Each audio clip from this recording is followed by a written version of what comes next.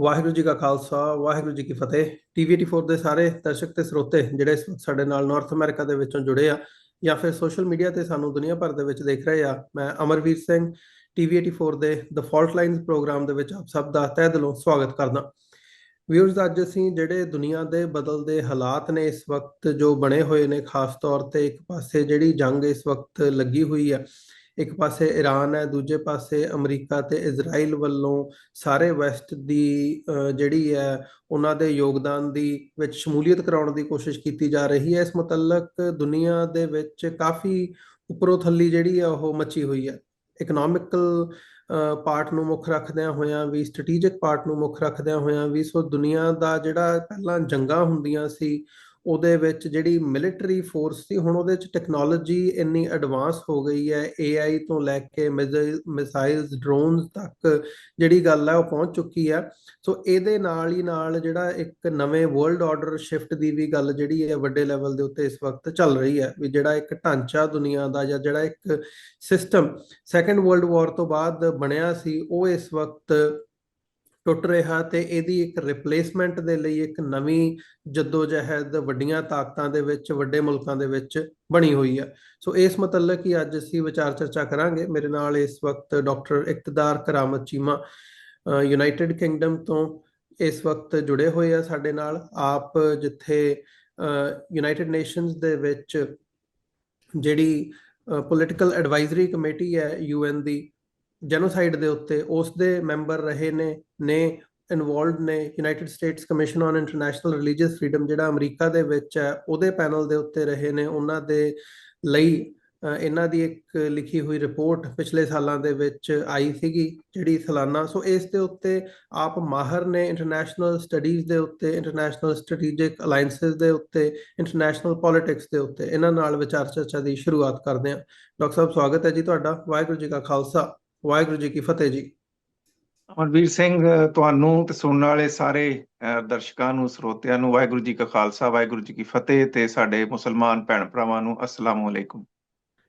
ਵਾਲੇਕੁਮ ਅਸਲਾਮ। Doctor ਸਾਹਿਬ, ਤੇ ਸ਼ੁਰੂਆਤ ਕਰੀਏ। ਡਾਕਟਰ ਸਾਹਿਬ, ਜਿਹੜੇ ਇਹ ਜੰਗ ਦੇ ਜੀ ਹਾਲਾਤ ਬਣੇ ਹੋਏ ਨੇ, ਜੰਗਾਂ ਤੇ ਪਹਿਲਾਂ ਨਹੀਂ ਸੀ ਸਾਂਭੀਆਂ ਜਾ ਰਹੀਆਂ। ਪਹਿਲਾਂ ਇੱਕ ਪਾਸੇ ਯੂਕਰੇਨ ਤੇ ਉਹ ਤੋਂ ਬਾਅਦ ਫਲਸਤੀਨ ਤੇ ਹੁਣ ਇਹ ਤੀਜੀ ਥਾਂ ਦੇ ਉੱਤੇ ਈਰਾਨ ਦੇ ਵਿੱਚ ਵੀ ਜਿਹੜਾ ਹੈਗਾ ਉਹ ਜੰਗ ਦਾ ਪੂਰਾ ਅਸੀਂ ਜੀ ਮੰਜ਼ਰ ਦੇਖ ਰਹੇ ਹਾਂ। ਹੁਣ ਇਹਦੇ ਤੇ ਹਾਂ ਕਈ ਪਾਸਿਆਂ ਤੋਂ ਵਿਚਾਰ ਚਰਚਾਵਾਂ ਚੱਲ ਰਹੀਆਂ ਨੇ। ਕਈ ਇਹਨੂੰ ਵਰਲਡ ਆਰਡਰ ਦੇ ਨਾਲ ਜੋੜ ਕੇ ਦੇਖ ਰਹੇ ਆ, ਕਈ ਇਹਨੂੰ ਆਪਸੀ ਮੁੱਠਭੇੜ ਦੇ ਵਿੱਚ ਦੇਖ ਰਹੇ ਆ, ਜੋ ਈਰਾਨ ਦਾ ਵਿਰੋਧ ਪਹਿਲਾਂ ਤੋਂ ਇਜ਼ਰਾਈਲ ਵੱਲੋਂ ਜੀ ਕੀਤਾ ਜੀ ਜਾ ਰਿਹਾ ਹੈ ਤੇ ਹੁਣ ਉਹਦੇ ਵਿੱਚ ਜੀ ਅਮਰੀਕਾ ਦੀ ਸ਼ਮੂਲੀਅਤ ਹੈ। ਤੇ ਕਈ ਇਹਨੂੰ ਜਦੋਂ ਅਸੀਂ ਧਰਮਾਂ ਦੀ ਪਿਛੋਕੜ ਦੇ ਵਿੱਚ, ਬੈਕਗ੍ਰਾਉਂਡ ਦੇ ਵਿੱਚ ਜਾ ਕੇ ਦੇਖਦੇ ਹਾਂ ਵੀ ਧਰਮਾਂ ਦੀ ਜਿਹੜੀ ਲੜਾਈ ਹੈ ਉਸ ਝਰੋਖੇ ਦੇ ਵਿੱਚੋਂ ਦੇਖ ਰਹੇ ਆ। ਸੋ ਕਈ ਪਰਤਾਂ ਨੇ ਇਹਦੀਆਂ ਜਿਹੜੀਆਂ ਮੈਂ ਜੀ ਚਾਹੂੰਗਾ ਜੇ ਸਾਡੇ ਦਰਸ਼ਕਾਂ ਲਈ ਤੁਸੀਂ ਥੋੜਾ ਜਿਹਾ ਸਿੰਪਲੀਫਾਈ ਕਰਕੇ, ਤੇ ਤੁਸੀਂ ਕਿਵੇਂ ਦੇਖ ਰਹੇ ਹੋ ਇਹਨੂੰ ਇੱਕ ਵੱਡੇ ਦਾਇਰਾਕਾਰ ਦੇ ਵਿੱਚ। ਬਹੁਤ ਬਹੁਤ ਧੰਨਵਾਦ ਅਮਰਵੀਰ। ਅੱਜ ਤੁਸੀਂ ਬਹੁਤ ਵਿਸ਼ੇਸ਼ ਮੁੱਦਾ ਚੁਣਿਆ ਵਾ। ਹਰ ਬੰਦਾ ਹੀ ਇਹ ਤੇ ਡਿਫਰੈਂਟ ਅੱਖਾਂ ਨਾਲ ਦੇਖ ਰਿਹਾ, ਔਰ ਬਹੁਤ ਸਾਰੇ ਲੋਕ ਜਿਨ੍ਹਾਂ ਨੂੰ ਅੱਗੇ ਦਾ ਕੁਝ ਪਤਾ ਨਾ ਪਿੱਛੇ ਅੱਜ ਕੱਲ੍ਹ, ਕਿਉਂਕਿ ਸੋਸ਼ਲ ਮੀਡੀਆ ਦਾ ਜ਼ਮਾਨਾ, ਹਰ ਕੋਈ ਆਪਣੀ ਆਪਣੀ ਓਪੀਨੀਅਨ ਦੇਈ ਜਾਂਦਾ ਵਾ। ਪਰ ਇਹਨੂੰ ਸਾਰੇ ਦੇ ਸਾਰੇ ਤਮਾਸ਼ੇ ਨੂੰ ਸਮਝਣ ਲਈ ਤੁਹਾਨੂੰ ਥੋੜਾ ਜਿਹਾ ਇਤਿਹਾਸ ਦਾ ਤੇ ਕੁਝ ਕਰੰਟ ਅਫੇਅਰਸ ਦੀ ਥੋੜੀ ਜਿਹੀ ਜਾਣਕਾਰੀ ਹੋਣੀ ਜ਼ਰੂਰੀ ਆ। ਮੈਂ ਜੀ ਬਹੁਤ ਹੀ ਡਿਟੇਲ 'ਚ ਨਹੀਂ ਜਾਵਾਂਗਾ, ਪਰ ਇਸ ਪੂਰੇ ਤਮਾਸ਼ੇ ਨੂੰ ਦੇਖਣ ਲਈ ਤੁਹਾਨੂੰ ਘੱਟ ਤੋਂ ਘੱਟ ਇੱਕ ਸਦੀ ਪਿੱਛੇ ਦੇਖਣਾ ਪਵੇਗਾ। ਯਾਨੀ ਤੁਸੀਂ ਅਗਰ 1900s ਤੋਂ ਔਨਵਰਡਸ ਦੇਖੋ ਤੇ ਇੱਕ ਬਹੁਤ ਵੱਡੀ ਬ੍ਰਿਟਿਸ਼ ਐਮਪਾਇਰ ਸੀ, ਔਰ ਹਮ ਦੂਸਰੇ ਪਾਸੇ ਮੁਸਲਮਾਨਾਂ ਦੀ ਇੱਕ ਬਹੁਤ ਵੱਡੀ ਆਟਮਨ ਐਮਪਾਇਰ ਸੀ।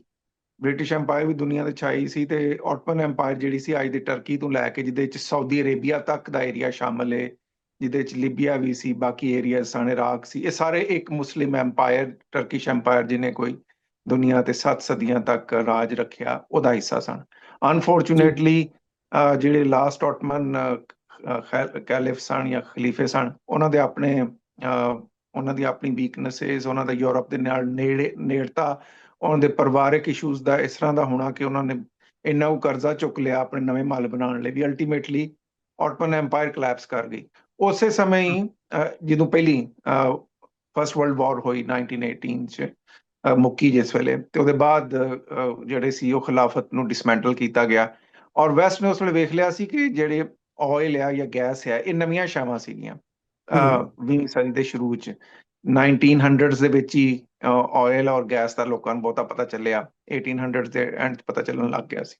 ਉਸ ਵੇਲੇ ਬ੍ਰਿਟਿਸ਼ ਐਮਪਾਇਰ ਨੇ ਸੋਚਿਆ ਕਿ ਇਹ ਜਿਹੜੇ ਜਿੰਨੇ ਇਹ ਵੱਡੇ ਆਇਲਸ ਦੇ ਤੇ ਗੈਸ ਦੇ ਰਿਜ਼ਰਵਾਇਰਸ ਆ ਜਾਂ ਰਿਜ਼ਰਵਸ ਆ, ਇਹਦੇ ਸਾਰੇ ਸਰੋਤ ਜਿੰਨੇ ਆ, ਇਹ ਤੇ ਸਾਰੇ ਦੇ ਸਾਰੇ ਆਟਮਨ ਐਮਪਾਇਰ ਚ ਆ। ਸੋ ਉਹਨਾਂ ਜੀ ਨੇ ਫਸਟ ਵਰਲਡ ਵਾਰ ਦੇ ਬਾਅਦ ਆਟਮਨ ਐਮਪਾਇਰ ਨੂੰ ਜਿਹੜਾ ਵਾ ਉਹ ਡਿਸਮੈਂਟਲ ਕੀਤਾ।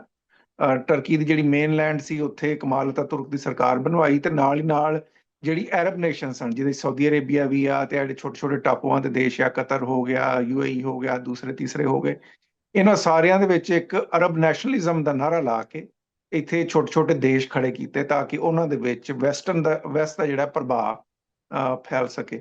ਔਰ ਉਸੇ ਹੀ ਸਾਰੇ ਕੌਨਫਲਿਕਟ ਔਰ ਉਸ ਸਿਚੁਏਸ਼ਨ ਦੇ ਵਿੱਚ ਇਹਨਾਂ ਦੇਸ਼ਾਂ ਨੂੰ ਆਜ਼ਾਦ ਕਰਾ, ਸੋ ਕਾਲਡ ਆਜ਼ਾਦੀ ਦੇ ਕੇ ਵੈਸਟ ਨਹੀਂ ਖੜਾ ਕੀਤਾ। ਔਰ ਉਸੇ ਹੀ ਬ੍ਰਿਟਿਸ਼ ਐਮਪਾਇਰ ਨੇ ਸਟੇਟ ਆਫ ਇਜ਼ਰਾਈਲ ਵੀ ਸਟੈਬਲਿਸ਼ ਕੀਤੀ ਮਿਡਲ ਈਸਟ ਦੇ ਵਿੱਚ। ਪਹਿਲਾਂ ਧਾਰਮਿਕ ਯਾਤਰਾ ਦੇ ਨਾਂ ਤੇ ਜੂਇਸ਼ ਕਮਿਊਨਿਟੀ ਨੂੰ ਉੱਥੇ ਜਾਣ ਦੀ ਇਜਾਜ਼ਤ ਮਿਲੀ, ਫਿਰ ਉਹਨਾਂ ਨੂੰ ਥਾਂ ਦਿੱਤਾ ਗਿਆ ਕਿ ਉਹ ਆਪਣੀ ਵਰਸ਼ਿਪ ਕਰ ਸਕਣ। ਮੈਂ ਉਸ ਬੈਕਗਰਾਉਂਡ 'ਚ ਨਹੀਂ ਜਾਂਦਾ। ਫਿਰ ਅਲਟੀਮੇਟਲੀ ਜਿਸ ਤਰ੍ਹਾਂ ਸਟੇਟ ਆਫ ਇਜ਼ਰਾਈਲ UK ਨੇ ਡੈਮਬਾਰਟਨ ਉਹ ਪ੍ਰਪੋਜ਼ਲ ਨੂੰ ਫੋਲੋ ਕਰਦਿਆਂ ਬਣਵਾਈ, ਉਹ ਸਾਡੇ ਸਾਹਮਣੇ ਆ। ਸੋ ਇਹ ਤਾਂ ਇਹਦਾ ਥੋੜਾ ਜਿਹਾ ਪਿਛੋਕੜ ਆ ਵੀ ਉਸ ਵੇਲੇ ਵੀ ਰੌਲਾ ਇਹ ਸੀ ਵੀ ਅਸੀਂ ਆਇਲ ਤੇ ਰਿਜ਼ਰਵਾਇਰਸ ਦੇ ਟ੍ਰੇਡ ਦੇ ਉੱਤੇ ਕਬਜ਼ਾ ਕਰਨਾ ਵਾ ਵੈਸਟ ਨੇ। ਫਿਰ ਸੈਕੰਡ ਵਰਲਡ ਵਾਰ ਹੋਈ, ਉਹਦੇ ਵਿੱਚ ਵੀ ਅਮਰੀਕਾ ਜਿਹੜਾ ਚੁੱਪ ਕਰਕੇ ਬੈਠਾ ਰਿਹਾ ਇਨੀਸ਼ੀਅਲੀ। ਜਿਸ ਲਈ ਯੂਰਪ ਲੜ ਕੇ ਥੱਕ ਗਿਆ ਤੇ ਫਿਰ ਆਖਰ ਦੇ ਵਿੱਚ ਅਮਰੀਕਾ ਬਹਾਦਰ ਜਿਹੜਾ ਉਹ, ਬਾਏ ਦਾ ਵੇ, ਜਿਹੜਾ ਮੇਰਾ PhD ਦਾ ਥੀਸਿਸ ਵੀ ਆ ਉਹ ਨਿਊ ਵਰਲਡ ਆਰਡਰ ਦੇ ਉੱਤੇ ਹੀ ਆ। ਉਹ 'ਚ ਮੈਂ ਕਾਫੀ ਡਿਟੇਲ ਨਾਲ ਐਨਾਲਿਸਿਸ ਕੀਤਾ ਇਹਨਾਂ ਸਾਰੀਆਂ ਚੀਜ਼ਾਂ ਦਾ।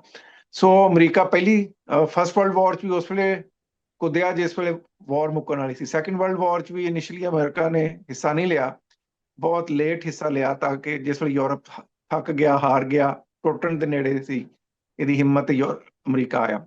ਔਰ ਫਿਰ ਇਹਦੇ 'ਚ ਕੋਈ ਸ਼ੱਕ ਨਹੀਂ ਕਿ ਅਮਰੀਕਾ ਨੇ, ਰਸ਼ੀਆ ਨੇ, ਯੂਰਪੀਅਨ ਫੋਰਸਿਸ ਨੇ ਇਕੱਠੇ ਹੋ ਕੇ ਨਾਟਸੀ ਜਰਮਨੀ ਦਾ ਮੁਕਾਬਲਾ ਕੀਤਾ, ਹਿਟਲਰ ਨੂੰ ਸ਼ਿਕਸਤ ਦਿੱਤੀ, ਜਾਪਾਨ ਨੂੰ ਸ਼ਿਕਸਤ ਦਿੱਤੀ। ਬਾਏ ਦਾ ਵੇ, ਇਹ ਜਿਹੜਾ ਨੈਰੇਟਿਵ ਬਣਾਇਆ ਹੋਇਆ ਨਾ ਵੀ ਅਸੀਂ ਬੰਬ ਸਿੱਟ ਦਿੱਤਾ ਸੀ ਜਾਪਾਨ ਦੇ ਉੱਤੇ ਤੇ ਉਹਦੀ ਵਜ੍ਹਾ ਤੋਂ ਜਾਪਾਨ ਸਰੈਂਡਰ ਕਰ ਗਿਆ ਸੀ, ਇਹ ਵੀ ਇੱਕ ਮਿਥ ਆ। ਅਮਰੀਕਾ ਦੀ ਆਦਤ ਹੈ ਕ੍ਰੈਡਿਟ ਲੈਣ ਦੀ, ਅਨਫੋਰਚੂਨੇਟਲੀ ਬਹੁਤ ਸਾਰੀਆਂ ਸ਼ਾਵਾਂ ਤੇ। ਜੇ ਤੁਸੀਂ ਆਰਕਾਈਵਸ ਜਾ ਕੇ ਦੇਖੋ ਤੇ ਹੀਰੋਸ਼ੀਮਾ ਨਾਗਾਸਾਕੀ ਦੇ ਉੱਤੇ ਬੰਬ ਡਿੱਗਣ ਦੀ ਵਜ੍ਹਾ ਤੋਂ ਜੈਪਨੀਜ਼ ਨੇ ਸਰੈਂਡਰ ਨਹੀਂ ਸੀ ਕੀਤਾ। ਜੈਪਨੀਜ਼ ਨੇ ਸਰੈਂਡਰ ਕੀਤਾ ਸੀ ਜਦੋਂ ਰਸ਼ੀਅਨਸ ਨੇ ਐਲਾਨ ਕੀਤਾ ਕਿ ਅਸੀਂ ਜਿਹੜਾ ਉਹ ਜਾਪਾਨ ਵਾਲੇ ਪਾਸੇ ਵੀ ਇਨਵੇਟ ਕਰਾਂਗੇ। ਸੋ that's again some of the correction we need to do in the history.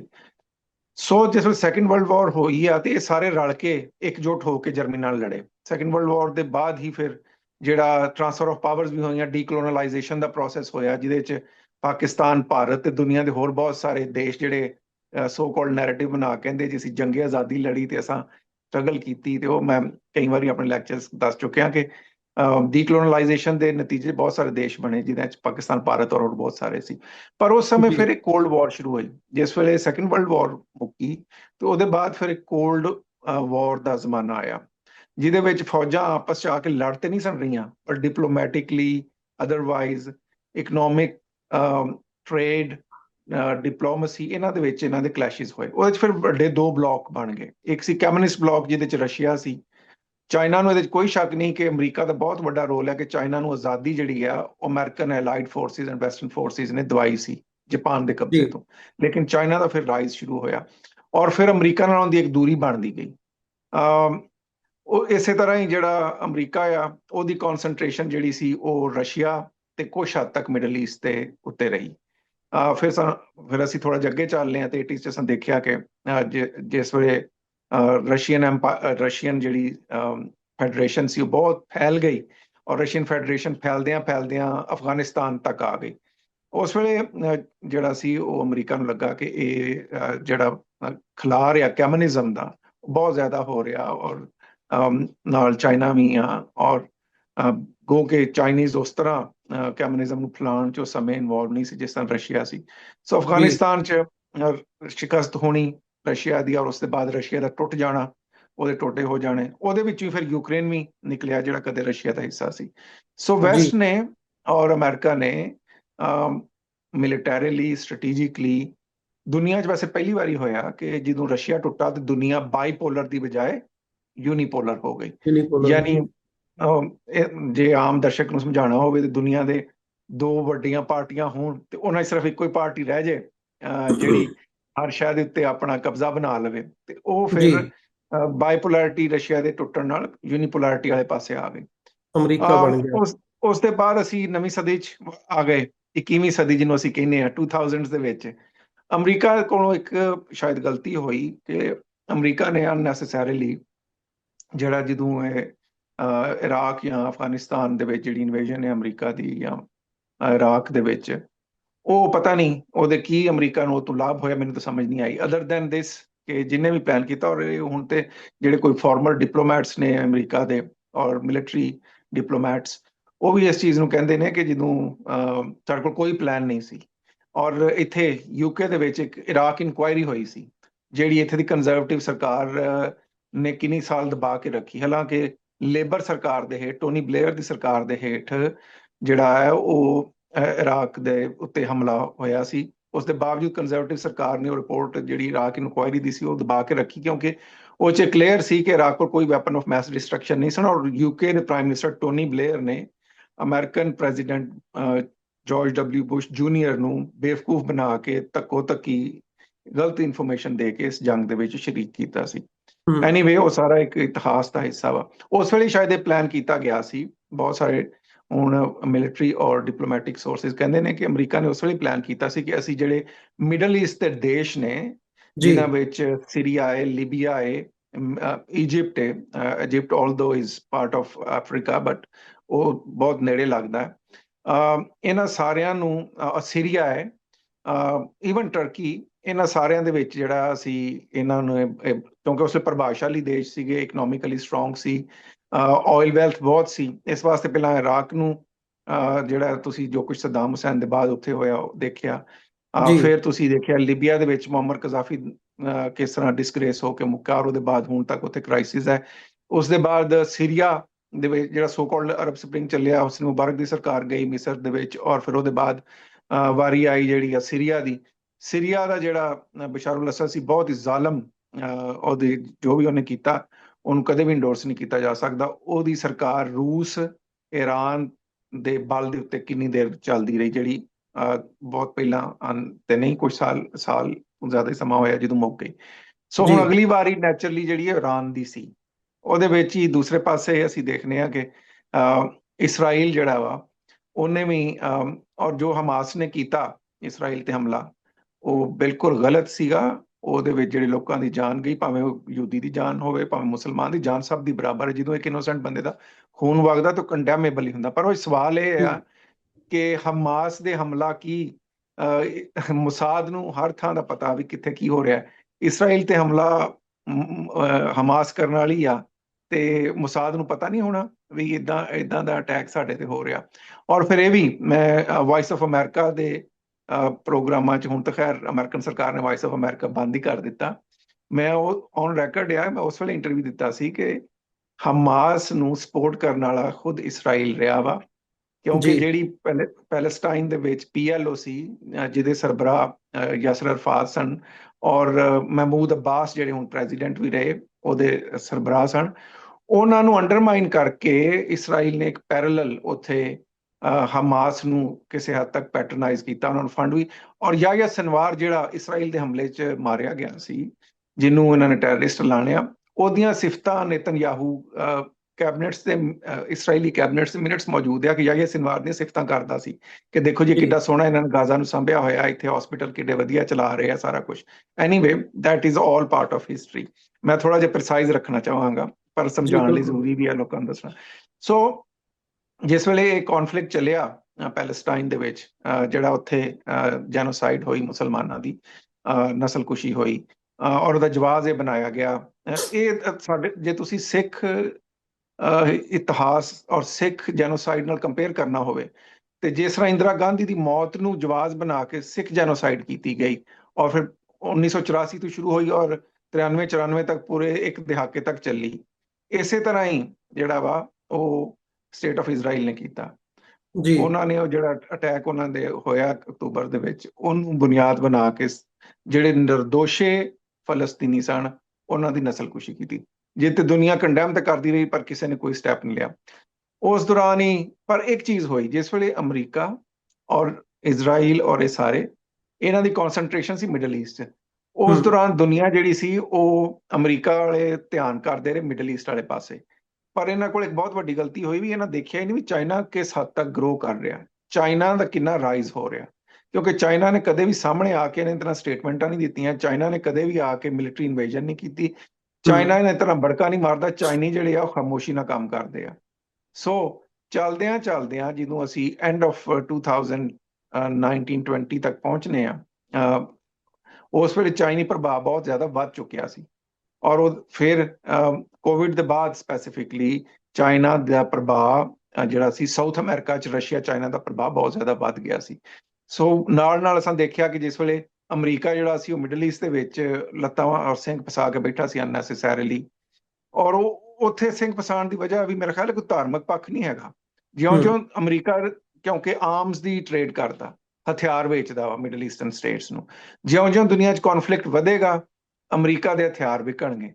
ਹੋਰ ਅਮਰੀਕਾ ਕੋਲ ਦੋ ਹੀ ਹਥਿਆਰ ਆ, ਇੱਕ ਜਿਹੜੀ ਪੈਟਰੋ ਡਾਲਰ ਆ, ਵੀ ਦੁਨੀਆ ਦੇ ਵਿੱਚ ਜਿੰਨੀ ਪੈਟਰੋਲੀਅਮ ਦੀ ਟ੍ਰਾਂਜੈਕਸ਼ਨ ਆ ਉਹ ਡਾਲਰ ਦੇ ਥਰੂ ਹੁੰਦੀ ਆ, ਔਰ ਜੀ ਦੂਸਰਾ ਹਥਿਆਰਾਂ ਦੀ ਤਜਾਰਤ। ਜੇ ਦੁਨੀਆ 'ਚ ਕੌਨਫਲਿਕਟ ਹੋਏਗਾ ਤਾਂ ਹਥਿਆਰਾਂ ਦੀ ਤਜਾਰਤ ਵਧੇਗੀ ਨਾ। ਹੂੰ ਸੋ ਅਮਰੀਕਾ ਹਥਿਆਰਾਂ ਦੀ ਤਜਾਰਤ ਤੇ ਤਵੱਜੋ ਦਿੰਦਾ ਰਿਹਾ, ਪੈਟਰੋਲ ਨੂੰ ਕੰਟਰੋਲ ਕਰਦਾ ਰਿਹਾ। ਦੂਸਰੇ ਪਾਸੇ ਚਾਈਨਾ ਇਕਨੋਮਿਕਲੀ ਇੰਨਾ ਗਰੋ ਕਰ ਗਿਆ ਕਿ ਸਾਊਥ ਅਮਰੀਕਾ ਜਿਹੜਾ ਤੁਹਾਡਾ ਅਮਰੀਕਾ ਦੇ ਬਿਲਕੁਲ ਨਾਲ ਲੱਗਦਾ ਕੌਂਟੀਨੈਂਟ ਆ, ਉਹਦੇ ਵਿੱਚ ਵੈਨੇਜ਼ੁਏਲਾ ਕੀ ਤੇ ਬ੍ਰਾਜ਼ੀਲ ਕੀ, ਪੀਰੂ ਕੀ, ਜਿੰਨੀਆਂ ਸਟੇਟਸ ਦਾ ਨਾਂ ਤੁਸੀਂ ਲਵੋ, ਉੱਥੇ ਜਿਹੜਾ ਸੀ ਚਾਈਨੀਜ਼ ਰਸ਼ੀਅਨ ਇਨਫਲੂਐਂਸ ਬਹੁਤ ਜ਼ਿਆਦਾ ਵੱਧ ਗਿਆ। ਹੂੰ ਇਹਦੇ ਉੱਤੇ ਬਾਈਡਨ ਐਡਮਿਨਿਸਟ੍ਰੇਸ਼ਨ ਜਿਹੜੀ ਆ ਉਹ ਅੱਖਾਂ ਬੰਦ ਕਰਕੇ ਸੁੱਤੀ ਰਹੀ, ਔਰ ਇਹਨਾਂ ਨੂੰ ਪਤਾ ਨਹੀਂ ਚੱਲਿਆ ਕਿ ਚਾਈਨੀਜ਼ ਉਹਨਾਂ ਦੇ ਬਿਲਕੁਲ ਨਾਲ ਵਾਲੇ ਉਹਨਾਂ ਦੇ ਗੁਆਂਢੀ ਦੇਸ਼ਾਂ ਦੇ ਵਿੱਚ ਆ ਕੇ ਬਹਿ ਗਏ।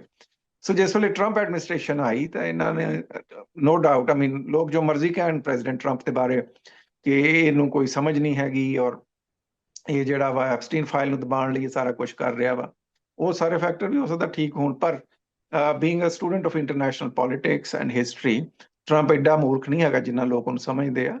ਉਹਨੇ ਸੋਚ ਸਮਝ ਕੇ ਕਿਹਾ, ਦੇਖਿਆ ਕਿ ਇਹ ਜਿਹੜਾ ਵੈਸਟਰਨ ਹੈਮਿਸਫੀਅਰ ਆ, ਇਹਦੇ ਵਿੱਚ ਇੱਕ ਪਾਸੇ ਰਸ਼ੀਆ ਦਾ ਰਾਈਜ਼ ਹੋ ਰਿਹਾ ਯੂਕਰੇਨ ਵਾਰ ਦੇ ਕਾਰਨ, ਔਰ ਜੀ ਦੇਖੋ ਯੂਕਰੇਨ ਵੀ ਤੇ ਅਮਰੀਕਾ ਨੇ ਤੋੜਿਆ ਸੀ ਨਾ ਰਸ਼ੀਆ ਦੇ ਕੋਲੋਂ। ਔਰ ਫਿਰ ਰਸ਼ੀਆ ਨੇ ਹੁਣ ਕਿੰਨੀ ਵਾਰੀ ਯੂਕਰੇਨੀਅਨਸ ਨੂੰ ਕਿਹਾ ਕਿ ਤੁਸੀਂ, ਹੋਰ ਵੀ ਤਾਂ 7-8 ਦੇਸ਼ ਆ ਨਾ ਮੁਸਲਮਾਨਾਂ ਦੇ ਦੇਸ਼ ਆ ਜਿਹੜੇ ਰਸ਼ੀਆ ਤੋਂ ਟੁੱਟ ਕੇ ਨਿਕਲੇ ਆ, ਰਸ਼ੀਆ ਨੇ ਉਹਨਾਂ ਜੀ ਨੂੰ ਕਿਉਂ ਨਹੀਂ ਇਨਵੇਟ ਕੀਤਾ? ਜੇ ਕਲੈਸ਼ ਆਫ ਸਿਵਲਾਈਜੇਸ਼ਨ ਜਾਂ ਕਲੈਸ਼ ਆਫ ਰਿਲੀਜਨ ਹੁੰਦਾ ਤੇ ਰਸ਼ੀਆ ਨੂੰ ਅਟੈਕ ਕਰਨਾ ਚਾਹੀਦਾ ਸੀ। ਅਜ਼ਰਬਾਈਜਾਨ, ਤੁਰਕਮਾਨਿਸਤਾਨ, ਤਾਜਿਕਿਸਤਾਨ ਔਰ ਜਿੰਨੇ ਵੀ ਇਹ 7-8 ਇਸਲਾਮੀ ਦੇਸ਼ ਆ ਜਿਹੜੇ ਰਸ਼ੀਆ ਟੁੱਟ ਕੇ। Why Ukraine? ਕਿਉਂਕਿ ਯੂਕਰੇਨ ਨੇ ਜਿਹੜਾ ਵਾ ਉਹ ਇੱਕ ਤਾਂ ਯੂਰਪ ਦਾ ਹਿੱਸਾ ਨਹੀਂ, ਦੂਸਰਾ ਜੀ ਉਹਨੂੰ ਕਿਹਾ ਗਿਆ ਤੈਨੂੰ ਨੇਟੋ ਦੇ ਅਸੀਂ ਐਲਾਈ ਬਣਾਵਾਂਗੇ, ਤੈਨੂੰ ਨੇਟੋ ਦਾ ਹਿੱਸਾ ਬਣਾਵਾਂਗੇ। ਹੁਣ ਉਸ ਤੋਂ ਰਸ਼ੀਆ ਨੂੰ ਇਹ ਲੱਗਾ ਕਿ ਇਹ ਜਿਹੜਾ ਯੂਕਰੇਨ ਆ ਇਹ ਅਮਰੀਕਾ ਦਾ ਇੱਕ ਹੱਬ ਬਣ ਜਾਏਗਾ ਔਰ ਨੇਟੋ ਦਾ ਬਣ ਜਾਏਗਾ, ਔਰ ਨੇਟੋ ਸਾਡੇ ਬੂਹੇ ਦੇ ਉੱਤੇ ਆ ਜਾਏਗਾ। ਉਹਨਾਂ ਨੇ ਬੜੀ ਵਾਰੀ ਵਾਰਨ ਵੀ ਕੀਤਾ। ਔਰ ਤੁਸੀਂ ਇਹ ਦੇਖੋ ਕਿ ਇਹ ਬਹੁਤ ਪੁਰਾਣੀ ਗੱਲ ਨਹੀਂ ਹੈਗੀ, ਅੱਜ ਤੋਂ 10-12 ਸਾਲ ਪਹਿਲਾਂ ਦੀ ਗੱਲ ਹੈ, ਜਦੋਂ ਯੂਕਰੇਨ ਇਕਨੋਮਿਕਲੀ ਕੰਪਲੀਟਲੀ ਡਿਕਲਾਈਨ ਕਰ ਗਿਆ ਸੀ, ਬੈਂਕਰਪਟ ਹੋ ਗਿਆ ਸੀ। ਉਸ ਵੇਲੇ ਉਹਨੂੰ ਬਚਾਉਣ ਲਈ ਕੋਈ ਹੋਰ ਨਹੀਂ ਸੀ ਆਇਆ, ਰਸ਼ੀਆ ਨੇ ਉਹਨੂੰ ਬੇਲ ਆਊਟ ਕੀਤਾ ਸੀ ਉਸ ਸਾਰੀ ਸਿਚੁਏਸ਼ਨ ਚੋਂ। ਪਰ ਜਦੋਂ ਦੀ ਜ਼ੈਲੈਂਸਕੀ ਦੀ ਸਰਕਾਰ ਆਈ, ਇਹ ਬਹੁਤ ਜ਼ਿਆਦਾ ਵੈਸਟਰਨ ਦਾ ਪੱਖ, ਔਰ ਉਹਨਾਂ ਨੂੰ ਇੱਕ ਗਲਤਫਹਿਮੀ ਸੀ ਕਿ ਉਹਨਾਂ ਨੂੰ ਨੇਟੋ ਦਾ ਹਿੱਸਾ ਬਣਾਇਆ ਜਾਏਗਾ ਯੂਰਪੀਅਨ ਯੂਨੀਅਨ ਦਾ। ਹੁਣ ਇੰਨਾ ਉੱਥੇ ਕੌਨਫਲਿਕਟ ਚੱਲਿਆ, ਨਾ ਕੋਈ ਉਹਨਾਂ ਨੂੰ ਨੇਟੋ ਦਾ ਹਿੱਸਾ ਬਣਾ ਰਿਹਾ ਤੇ ਯੂਰਪੀਅਨ ਯੂਨੀਅਨ ਵਾਲੇ ਵੀ ਯੂਰਪੀਅਨ ਯੂਨੀਅਨ ਦੀ ਮੈਂਬਰਸ਼ਿਪ ਨਹੀਂ ਦੇ ਜੀ ਰਹੇ। ਸੋ ਇਹ ਸਾਰੀ ਸਿਚੁਏਸ਼ਨ 'ਚ ਪ੍ਰੈਜ਼ੀਡੈਂਟ ਟਰੰਪ ਨੇ ਸੋਚਿਆ, ਹੋਏਗਾ ਯਕੀਨਨ, ਕਿ ਸਾਨੂੰ ਜਿਹੜਾ ਵੈਸਟ ਦੇ ਵਿੱਚ ਔਰ ਅਮਰੀਕਾ ਦੇ ਨਾਲ ਲੱਗਦੇ ਦੇਸ਼ਾਂ ਦੇ ਵਿੱਚ ਜਿਹੜਾ ਚਾਈਨਾ ਦਾ ਤੇ ਰਸ਼ੀਆ ਦਾ ਇਨਫਲੂਐਂਸ ਵੱਧ ਰਿਹਾ ਵਾ, ਉਹਨੂੰ ਰੋਕਣ ਦੀ ਕੋਸ਼ਿਸ਼ ਕਰਨੀ ਚਾਹੀਦੀ ਹੈ। ਉਹਦਾ ਪਹਿਲਾਂ ਉਹਨਾਂ ਨੇ ਕੰਮ ਇਹ ਕੀਤਾ ਕਿ ਉਹਨਾਂ ਨੇ ਜੋ ਵੈਨੇਜ਼ੁਏਲਾ ਦਾ ਮਾਡਲ ਆ ਉਹਦੇ ਉਹਨਾਂ ਨੇ ਅਟੈਕ ਕੀਤਾ, ਉੱਥੇ ਪ੍ਰੈਜ਼ੀਡੈਂਟ ਨੂੰ ਚੁੱਕਿਆ, ਅਗਵਾ ਕੀਤਾ, ਔਰ ਫਿਰ ਸਾਰਾ ਕੁਝ ਹੋਰ ਕੰਟਰੋਲ ਕਰਨ 'ਚ ਕਾਮਯਾਬ ਹੋ ਗਏ। ਉਸ ਕਾਮਯਾਬੀ ਦੇ ਪੱਖੋਂ ਇਹਨਾਂ ਨੂੰ ਥੋੜਾ ਜਿਹਾ ਹੰਕਾਰਾ ਮਿਲਿਆ ਕਿ ਅਸੀਂ ਹੁਣ ਜਿਹੜਾ ਵਾ ਉਹ ਇਹੀ ਮਾਡਲ ਇਰਾਨ ਤੇ ਲਾਵਾਂਗੇ, ਕਿ ਇਰਾਨ ਜੀ ਦੇ ਵਿੱਚ ਅਸੀਂ ਉੱਥੇ ਦੇ ਸੁਪਰੀਮ ਲੀਡਰ ਨੂੰ ਚੁੱਕ ਕੇ ਸ਼ਾਇਦ ਅਮਰੀਕਾ ਤੇ ਨਹੀਂ ਲਿਆ ਸਕਦੇ, ਲੇਕਿਨ ਅਸੀਂ ਅਗਰ ਅਟੈਕ ਕਰ ਲਈਏ ਇਰਾਨ ਤੇ ਔਰ ਉੱਥੇ ਦੇ ਸੁਪਰੀਮ ਲੀਡਰ ਨੂੰ, ਪੋਲੀਟੀਕਲ ਲੀਡਰਸ਼ਿਪ ਨੂੰ ਜਿਹੜਾ ਵਾ ਉਹ ਐਲੀਮੀਨੇਟ ਕਰ ਦਈਏ, ਤੇ ਉਹਦੇ ਵਿੱਚ ਲੋਕਾਂ ਦੇ ਬਹੁਤ ਸਾਰੇ ਓਬਵੀਅਸਲੀ ਕੰਸਰਨ ਹੈ ਇਰਾਨ ਦੇ ਵਿੱਚ, ਹਿਊਮਨ ਰਾਈਟ ਸਿਚੁਏਸ਼ਨ ਹੋਵੇ, ਇਕਨੋਮਿਕ ਡਾਊਨ ਟਰਨ ਹੋਵੇ, these are some of the real issues in Iran. ਜੀ ਲੋਕਾਂ ਦੇ ਉਸ ਤੋਂ ਪਹਿਲਾਂ ਤੁਸੀਂ ਦੇਖੇ ਕਿ ਈਰਾਨ ਦੇ ਵਿੱਚ ਰੋਸ ਮੁਜ਼ਾਹਰੇ ਵੀ ਹੋ ਰਹੇ ਸੀਗੇ, ਕਿਉਂਕਿ ਉਹਨਾਂ ਦੀ ਇਕਨੋਮੀ ਬਹੁਤ ਡਾਊਨ ਜਾ ਰਹੀ ਹੈ, ਇੰਨੀ ਜ਼ਿਆਦਾ ਸੈਂਕਸ਼ਨਸ ਆ ਸਾਰਾ ਕੁਝ, ਔਰ ਲੋਕ ਰੋਸ ਮੁਜ਼ਾਹਰੇ ਕਰ ਰਹੇ ਸੀ। ਪਰ ਜਿਹੜੀਆਂ ਮੇਜਰ ਗਲਤੀਆਂ ਟਰੰਪ ਐਡਮਿਨਿਸਟ੍ਰੇਸ਼ਨ ਕੋਲੋਂ ਹੋਈਆਂ ਨੇ ਇਸ ਸਿਚੁਏਸ਼ਨ ਨੂੰ ਹੈਂਡਲ ਕਰਨ 'ਚ, ਉਹ ਇਹ ਆ ਕਿ ਉਹਨਾਂ ਦਾ ਐਸਟੀਮੇਟ ਗਲਤ ਸੀ ਈਰਾਨ ਦੇ ਬਾਰੇ। ਉਹਨਾਂ ਨੇ ਸ਼ਾਇਦ ਈਰਾਨ ਦਾ ਇਤਿਹਾਸ ਨਹੀਂ ਪੜ੍ਹਿਆ। ਫਿਰ ਜਿਹੜੇ ਨਾ ਕ੍ਰਾਸ ਕਲਚਰਲ ਡੀਲਿੰਗ ਦਾ ਤੁਹਾਨੂੰ ਪਤਾ ਹੋਣਾ ਚਾਹੀਦਾ। ਈਰਾਨ ਜਿਹੜਾ ਉਹ ਵੈਨੇਜ਼ੁਏਲਾ ਨਹੀਂ ਹੈਗਾ, ਈਰਾਨ ਗ੍ਰੀਨਲੈਂਡ ਨਹੀਂ ਹੈ, ਈਰਾਨ ਆ। ਇਹ ਉਹ ਬਹੁਤ ਪੁਰਾਣੀ ਸਿਵਲਾਈਜੇਸ਼ਨ ਆ ਜਿਹਦੇ ਹੇਠ ਜਿਹੜਾ ਸੀ ਉਹ ਦਾਰਾ, ਜਿਹੜਾ ਈਰਾਨ ਦਾ ਹੁਕਮਰਾਨ ਸੀ, ਉਹਨੇ ਅਲੈਗਜ਼ੈਂਡਰ ਦ ਗ੍ਰੇਟ, ਜਿਹਨੂੰ ਅਸੀਂ ਵੈਸਟ ਨਹੀਂ ਵੈਸੇ ਗ੍ਰੇਟ ਬਣਾਇਆ ਹੋਇਆ, ਸਿਕੰਦਰ ਮਕਦੂਨੀ ਮੈਂ ਤੁਹਾਨੂੰ ਕਹਿਣਾ, ਜਿਹਨੇ ਸਾਡੇ ਪੰਜਾਬ ਤੇ ਵੀ ਹਮਲਾ ਕੀਤਾ ਤੇ ਇੰਡਸ ਵੈਲੀ ਤੇ ਵੀ ਹਮਲਾ ਕੀਤਾ, ਪੰਜਾਬ 'ਚ ਵੀ ਕੱਟ ਵੱਢ ਕੀਤੀ। ਉਹਨੂੰ ਬਿਫੋਰ ਕ੍ਰਾਈਸਟ ਜਿਹੜਾ ਉਹ ਈਰਾਨ ਨੇ ਸਬਜੂਗੇਸ਼ਨ ਨਹੀਂ ਸੀ ਕਬੂਲੀ, ਸਿਕੰਦਰ ਮਕਦੂਨੀ ਦੀ ਜਾਂ ਅਲੈਗਜ਼ੈਂਡਰ ਦੀ। ਸੋ ਬਹੁਤ ਪੁਰਾਣੀ ਸਿਵਲਾਈਜੇਸ਼ਨ ਹੈ। ਫਿਰ ਦੂਸਰਾ, ਈਰਾਨੀ ਮਜ਼ਾਜ 'ਚ ਜਾਂ ਕਲਚਰ 'ਚ ਨਹੀਂ ਵੀ ਕਿਸੇ ਬਾਹਰ ਤੁਹਾਨੂੰ ਕੋਈ ਧਮਕਾਏ ਤੁਸੀਂ ਉਹ ਧਮਕੀ ਕਬੂਲ ਕਰ ਲਓ। ਇਸ ਵਾਸਤੇ ਬਾਏ ਦਾ ਵੇ ਦੱਸਦਾ ਚੱਲਾਂ ਕਿ ਇਹ ਜਿਹੜੀ ਉੱਥੇ ਦੇ ਲੋਕਾਂ ਦੇ ਵਿੱਚ ਇੱਕ ਰਿਜ਼ੈਂਟਮੈਂਟ ਸੀ ਔਰ ਜਿਹੜਾ ਪ੍ਰੋਟੈਸਟ ਸੀ, ਅਗਰ ਅਮਰੀਕਨ ਸਰਕਾਰ ਇਹਦੇ ਵਿੱਚ ਇਨਵੋਲਵ ਨਾ ਹੁੰਦੀ, ਨੇਤਨਯਾਹੂ ਔਰ ਟਰੰਪ ਇਹ ਭਾਈਆਂ ਸਟੇਟਮੈਂਟਸ ਨਾ ਦਿੰਦੀ ਵੀ ਈਰਾਨ ਦੇ ਲੋਕੋ ਆਜ਼ਾਦੀ ਹਾਸਲ ਕਰ ਲਓ, ਅਸੀਂ ਤੁਹਾਨੂੰ ਆਜ਼ਾਦੀ ਦਵਾ ਦੇਵਾਂਗੇ, ਤੁਹਾਡੇ ਕੋਲ ਆਖਰੀ ਮੌਕਾ ਹੈ, ਜੇ ਇਹ ਗੱਲਾਂ ਨਾ ਕਰਦੇ ਤੇ ਸ਼ਾਇਦ ਈਰਾਨ 'ਚ ਤਬਦੀਲੀ ਆ ਜਾਂਦੀ। ਪਰ ਜਦੋਂ ਦਾ ਅਮਰੀਕਾ ਨੇ ਫੈਸਲਾ, ਕਿਉਂਕਿ ਅਮਰੀਕਾ ਦਾ ਖਿਆਲ ਸੀ ਕਿ ਅਸੀਂ ਥੋੜੇ ਬਹੁਤ ਬੰਬ ਸੁੱਟਾਂਗੇ ਉੱਥੇ, ਜਿਹੜਾ ਸੁਪਰੀਮ ਲੀਡਰ ਆ ਉਹਨੂੰ ਅਸੈਸੀਨੇਟ ਕਰ ਦਿਆਂਗੇ, ਤੇ ਲੋਕ ਸੜਕਾਂ ਤੇ ਆ ਕੇ ਜਿਸ ਤਰ੍ਹਾਂ ਮਿਸਰ 'ਚ ਹੋਇਆ, ਜਿਸ ਤਰ੍ਹਾਂ ਇਰਾਕ 'ਚ ਹੋਇਆ ਸੀ, ਜਿਸ ਤਰ੍ਹਾਂ ਲਿਬੀਆ 'ਚ ਹੋਇਆ ਸੀ, ਕਿ ਲੋਕਾਂ ਨੇ ਆਪਣੇ ਰੀਜੀਮ ਆਪੇ ਥੋੜੀ ਜਿਹੀ ਬਾਹਰੋਂ ਸਪੋਰਟ ਮਿਲਣ ਨਾਲ ਰੀਜੀਮ ਜਿਹੜੇ ਆ ਟੋਪਲ ਕਰ ਦਿੱਤੇ। ਪਰ ਈਰਾਨ ਦੇ ਵਿੱਚ ਸਿਚੁਏਸ਼ਨ ਇਹ ਨਹੀਂ ਸੀ। ਈਰਾਨ ਦੇ ਲੋਕ ਜਿਹੜੇ ਆ ਉਹ ਆਪਣੇ ਦੇਸ਼ ਨਾਲ ਪਿਆਰ ਕਰਦੇ ਆ, ਆਪਣੇ ਉਹਨਾਂ ਦੇ ਜਿਹੜੇ ਆਪਸ 'ਚ ਵਿਤਕਰੇ ਆ ਉਹ ਸਭ ਹੁਣ ਦੱਬ ਗਏ ਆ। ਜਿਹੜੇ ਲੋਕ ਸਰਕਾਰ ਦੇ ਖਿਲਾਫ ਹੀ ਸੀ, ਜਿਉਂ ਦੇ ਅਮਰੀਕਾ ਨੇ ਉੱਥੇ ਹਮਲਾ ਕੀਤਾ ਵਾ, ਉਹਦੇ ਨਾਲ ਈਰਾਨੀ ਲੋਕਾਂ ਦੇ ਵਿੱਚ ਜਿਹੜਾ ਇੱਕ ਸੋਲੀਡੈਰਿਟੀ ਆਪਣੇ ਮੁਲਕ ਦੇ ਨਾਲ, ਉਸ ਰੀਜੀਮ ਨਾਲ, ਉਹ ਜ਼ਿਆਦਾ ਵੱਧ ਗਈ ਆ। ਹੁਣ ਤੁਸੀਂ ਪਰ ਇਸ ਪੂਰੀ ਕੌਨਫਲਿਕਟ ਦੇ ਵਿੱਚ ਜਿਹੜੀਆਂ ਕੋਈ 2-4 ਨਵੀਆਂ ਚੀਜ਼ਾਂ ਹਨ ਉਹ ਬਹੁਤ ਵਧੀਆ ਸਾਹਮਣੇ ਆ ਰਹੀਆਂ।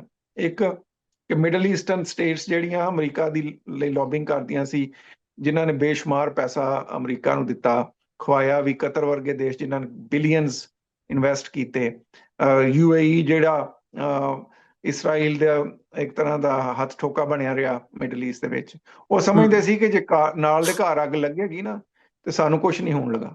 ਪਰ ਹੁਣ ਜਿਸ ਤਰੀਕੇ ਨਾਲ ਉੱਥੇ ਪੂਰੇ ਰੀਜਨ ਦੇ ਵਿੱਚ ਇੱਕ ਕੌਨਫਲਿਕਟ ਆ ਜੋ ਮਨੁੱਖਤਾ ਲਈ ਮਾੜਾ ਵਾ, ਓਵਰਆਲ ਹੀ ਦੁਨੀਆ ਦੇ ਵਿੱਚ ਆਮ ਬੰਦਾ ਇਹਦੇ ਨਾਲ ਹਿੱਟ ਹੁੰਦਾ ਵਾ। ਇਹਦਾ ਬੈਨੀਫਿਸ਼ਰੀ ਅਲਟੀਮੇਟਲੀ ਪਤਾ ਕੌਣ ਹੈ? ਇਹਦਾ ਅਲਟੀਮੇਟ ਬੈਨੀਫਿਸ਼ਰੀ ਹੈਗਾ ਰਸ਼ੀਆ, ਕਿਉਂਕਿ ਰਸ਼ੀਅਨ ਆਇਲ ਜਿਹੜਾ ਵਾ ਉਹਦੀ ਮੰਗ ਬਹੁਤ ਜ਼ਿਆਦਾ ਵੱਧ ਗਈ ਆ। ਬਿਲਕੁਲ ਜਦੋਂ ਸਪ੍ਰਿੰਗ ਜਾਂ ਸਮਰ ਦੇ ਵਿੱਚ ਤਾਂ ਰਸ਼ੀਅਨ ਆਇਲ ਹੋਰ ਥੱਲੇ ਡਿੱਗ ਜਾਂਦਾ ਸੀ, ਪਰ ਇਸ ਵੇਲੇ ਦੁਨੀਆ ਕੋਲ ਕੋਈ ਹੋਰ ਰਾਹ ਹੈ ਨਹੀਂ ਕਿ ਉਹ ਕਿੱਥੋਂ ਆਇਲ ਲੈਣ, ਜਦੋਂ ਸਟੇਟ ਆਫ ਹੋਰਮਜ਼ ਬੰਦ ਆ, ਈਰਾਨ ਤੋਂ ਆਇਲ ਪ੍ਰੋਡਿਊਸ ਨਹੀਂ ਹੋ ਰਿਹਾ। ਫਿਰ ਉਹਦਾ ਦੂਸਰਾ ਬੈਨੀਫਿਸ਼ਰੀ ਆ ਟੈਕਸਸ ਦੀਆਂ ਬਹੁਤ ਸਾਰੀਆਂ ਕੰਪਨੀਆਂ, ਕਿਉਂਕਿ ਟੈਕਸਸ ਦੇ ਵਿੱਚ ਤੁਹਾਨੂੰ ਪਤਾ ਹੈ ਕਿ ਬਹੁਤ ਵੱਡਾ ਆਇਲ ਦਾ ਬਿਜ਼ਨਸ ਸਾਰਾ ਹੁੰਦਾ ਹੀ ਟੈਕਸਸ ਚੋਂ ਆ, ਔਰ ਤੁਹਾਨੂੰ ਪਤਾ ਸਟੇਟ ਆਫ ਟੈਕਸਸ ਜਿਹੜੀ ਆ ਰਿਪਬਲਿਕਨਸ ਨੂੰ ਬਹੁਤ ਸਪੋਰਟ ਕਰਦੀ ਆ, ਪ੍ਰੈਜ਼ੀਡੈਂਟ ਟਰੰਪ ਦੀ ਫੰਡ ਰੇਜ਼ਿੰਗ 'ਚ ਬਹੁਤ ਹਿੱਸਾ ਪਾਉਂਦੀ ਆ। ਸੋ ਟੈਕਸਸ 'ਚ ਬੈਠੀਆਂ ਕੰਪਨੀਆਂ ਵਾਲੇ ਵੀ ਫਾਇਦਾ ਚੁੱਕਣਗੇ। ਫਿਰ ਹੁਣ ਜਿਸ ਵੇਲੇ ਮਿਡਲ ਈਸਟ ਦੇ ਵਿੱਚ ਕ੍ਰਾਈਸਿਸ ਆ, ਔਰ UAE ਹੋਵੇ, ਕਤਰ ਹੋਵੇ, ਬਹਿਰੇਨ ਹੋਵੇ, ਸਾਊਦੀ ਅਰੇਬੀਆ, ਉਹ ਸਾਰੇ ਆਪਣੀ ਸਿਕਿਉਰਿਟੀ ਵਾਸਤੇ ਅਮਰੀਕਾ ਵੱਲ ਭੱਜੇ ਆਏ ਆ, ਔਰ ਹਥਿਆਰਾਂ ਦੇ ਬਿਲੀਅਨ ਆਫ ਡਾਲਰਸ ਦੇ ਜਿਹੜੇ ਆ ਕੰਟਰੈਕਟ ਸਾਈਨ ਹੋ ਰਹੇ ਆ ਕਿ ਸਾਨੂੰ ਫਟਾਫਟ ਹਥਿਆਰ ਦਿਓ। ਸੋ ਇੱਕ ਸਿਚੁਏਸ਼ਨ ਇਹੋ ਜਿਹੀ ਪੈਦਾ ਹੋ ਗਈ ਜਿਸ 'ਚ ਸ਼ਾਇਦ ਜਿਹੜੇ ਪੂੰਜੀਵਾਦੀ ਆ ਅਮਰੀਕਾ ਦੇ, ਜਾਂ ਕੈਪੀਟਲਿਸਟ ਆ, ਜਾਂ ਜਿਹੜੇ ਪੈਸਾ ਕਮਾਉਣ ਵਾਲੇ ਲੋਕ ਆ, ਉਹਨਾਂ ਨੂੰ ਤਾਂ ਸ਼ਾਇਦ ਇਹਦਾ ਫਾਇਦਾ ਹੋਏਗਾ। ਟੈਕਸਸ ਦੇ ਆਇਲ ਡੀਲਰਸ ਨੂੰ ਫਾਇਦਾ ਇਹਦਾ ਹੋਏਗਾ, ਜਿਹੜੇ ਲੋਕ ਆਮ ਮੈਨੂਫੈਕਚਰਿੰਗ ਕਰਦੇ ਉਹਨਾਂ ਨੂੰ ਫਾਇਦਾ ਹੋਏਗਾ।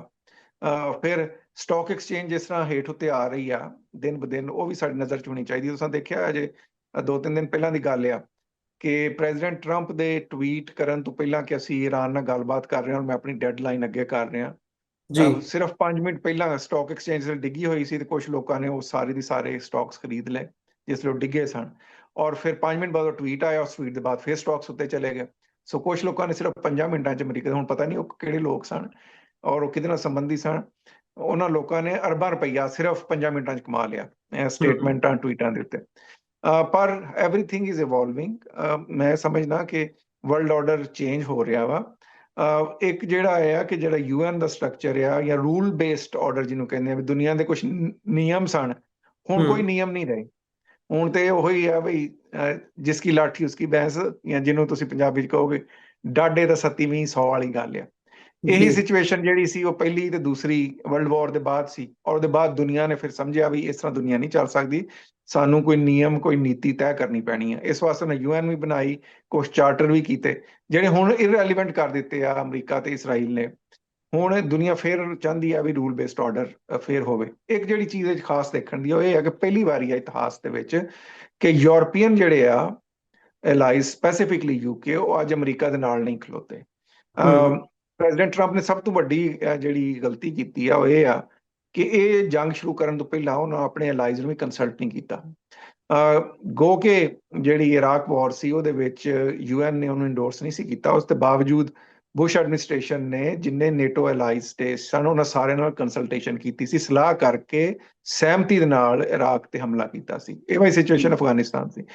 ਪਰ ਪ੍ਰੈਜ਼ੀਡੈਂਟ ਟਰੰਪ ਨੇ ਸੋਚਿਆ ਸੀ ਵੀ ਇਹ 2-4 ਦਿਨਾਂ ਦਾ ਕੰਮ ਆ, ਅਸਾਂ ਬੰਬ ਸੁੱਟਣੇ ਆ, ਸੁਪਰੀਮ ਲੀਡਰ ਨੂੰ ਉਹਨਾਂ ਨੇ ਇਸਰਾਈਲ ਨੇ ਮਾਰ ਦੇਣਾ, ਉਹਦੇ ਬਾਅਦ ਚੇਂਜ ਹੋ ਜਾਣੀ ਆ, ਮੇਰੀ ਬੱਲੇ ਬੱਲੇ ਹੋ ਜਾਣੀ ਆ, ਲੋਕਾਂ ਨੇ ਮੈਨੂੰ ਬਹੁਤ ਵੱਡਾ ਜਿਹੜਾ ਉਹ ਤਾਕਤਵਰ ਪ੍ਰੈਜ਼ੀਡੈਂਟ ਸਮਝ ਕੇ ਤੇ ਕਿਉਂਕਿ ਇਸ ਸਾਲ ਤੁਹਾਨੂੰ ਪਤਾ ਕਾਂਗਰਸ ਦੇ ਇਲੈਕਸ਼ਨ ਵੀ ਹੈ ਮਿਡ ਟਰਮ, ਉਹ ਵਿੱਚ ਰਿਪਬਲਿਕਨ ਨੂੰ ਵੱਧ ਕੇ ਵੋਟ ਪਾਣ, ਪਰ ਉਹਨੂੰ ਇਹ ਨਹੀਂ ਸੀ ਪਤਾ ਕਿ ਇਹ ਗੱਲ ਜਿਹੜੀ ਆ ਇੰਨੀ ਖਿਲਰ ਜਾਏਗੀ, ਇਹ ਇੱਕ ਰੀਜਨਲ ਕੌਨਫਲਿਕਟ ਬਣ ਜਾਏਗਾ ਔਰ ਇਹ ਜਿਹੜਾ ਮੈਨੇਜ ਕਰਨਾ ਔਖਾ ਹੋ ਜਾਏਗਾ। ਇਸ ਵਾਸਤੇ ਹੁਣ ਇਸ ਵੇਲੇ ਅਮਰੀਕਨ ਐਸਟੈਬਲਿਸ਼ਮੈਂਟ ਕੋਸ਼ਿਸ਼ ਕਰ ਰਹੀ ਆ ਵੀ ਇਹਦਾ ਕੋਈ ਹੱਲ ਕੱਢਿਆ ਜਾਵੇ।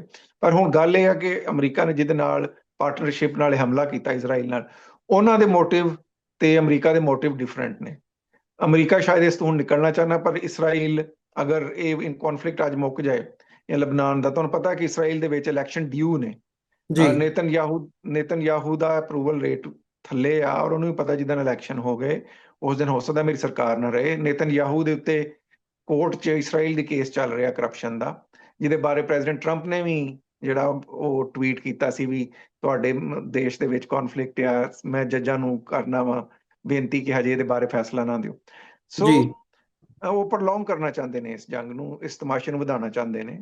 ਪਰ ਅਮਰੀਕਾ ਨੂੰ ਚਾਹੀਦਾ ਕਿ ਇਸ ਕੌਨਫਲਿਕਟ ਤੋਂ ਜਿੰਨੀ ਛੇਤੀ ਹੋ ਜਾਏ ਔਰ ਨਿਕਲ ਜਾਏ, ਕਿਉਂਕਿ ਇਹਦੇ ਵਿੱਚ ਨਾ ਤਾਂ ਰਿਪਬਲਿਕਨਸ ਦਾ ਕੋਈ ਫਾਇਦਾ, ਇਸ ਵੇਲੇ ਅਮਰੀਕਾ ਦੇ ਵਿੱਚ ਵੀ ਜੋ ਆਜ਼ਾਦੀਆਂ ਦੀ ਖਿਲਾਫ ਵਰਜ਼ੀ ਹੋ ਰਹੀ ਹੈ, ਸ਼ਖਸੀ ਆਜ਼ਾਦੀਆਂ ਦੀ, ਹਿਊਮਨ ਰਾਈਟਸ ਵਾਇਲੇਸ਼ਨ ਹੋ ਰਹੀ ਹੈ, ਜਿਸ ਤਰ੍ਹਾਂ ਲੋਕਾਂ ਨੂੰ ਫੜ ਕੇ ਡਿਪੋਰਟ ਕੀਤਾ ਜਾ ਰਿਹਾ ਹੈ, ਜਿਸ ਤਰ੍ਹਾਂ ਆਈਸ ਦਾ ਵਰਤਾਰਾ ਹੈ, ਅਸਾਂ ਦੇਖਿਆ ਕੁਝ ਬੰਦੇ ਵਿਚਾਰੇ ਵਿੱਚ ਮਾਰੇ ਵੀ ਗਏ ਆ।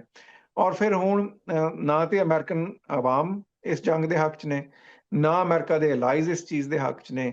ਔਰ ਜੇ ਪ੍ਰੈਜ਼ੀਡੈਂਟ ਟਰੰਪ ਜਾਂ ਟਰੰਪ ਐਡਮਿਨਿਸਟ੍ਰੇਸ਼ਨ ਨੇ ਸੋਚਿਆ ਸੀ ਕਿ ਇਰਾਨ ਤੇ ਕਬਜ਼ਾ ਕਰਕੇ ਅਸੀਂ ਜਿਹੜਾ ਵਾ ਉਹ ਰੋਡ ਐਂਡ ਬੈਲਟ ਇਨੀਸ਼ੀਏਟਿਵ ਜਿਹੜਾ ਹੈ ਚਾਈਨਾ ਦਾ, ਉਹਨੂੰ ਅਸੀਂ ਨਾਕਾਮ ਕਰ ਦਿਆਂਗੇ, ਉਹ ਕੰਮ ਤੇ ਹੋਣਾ ਨਹੀਂ।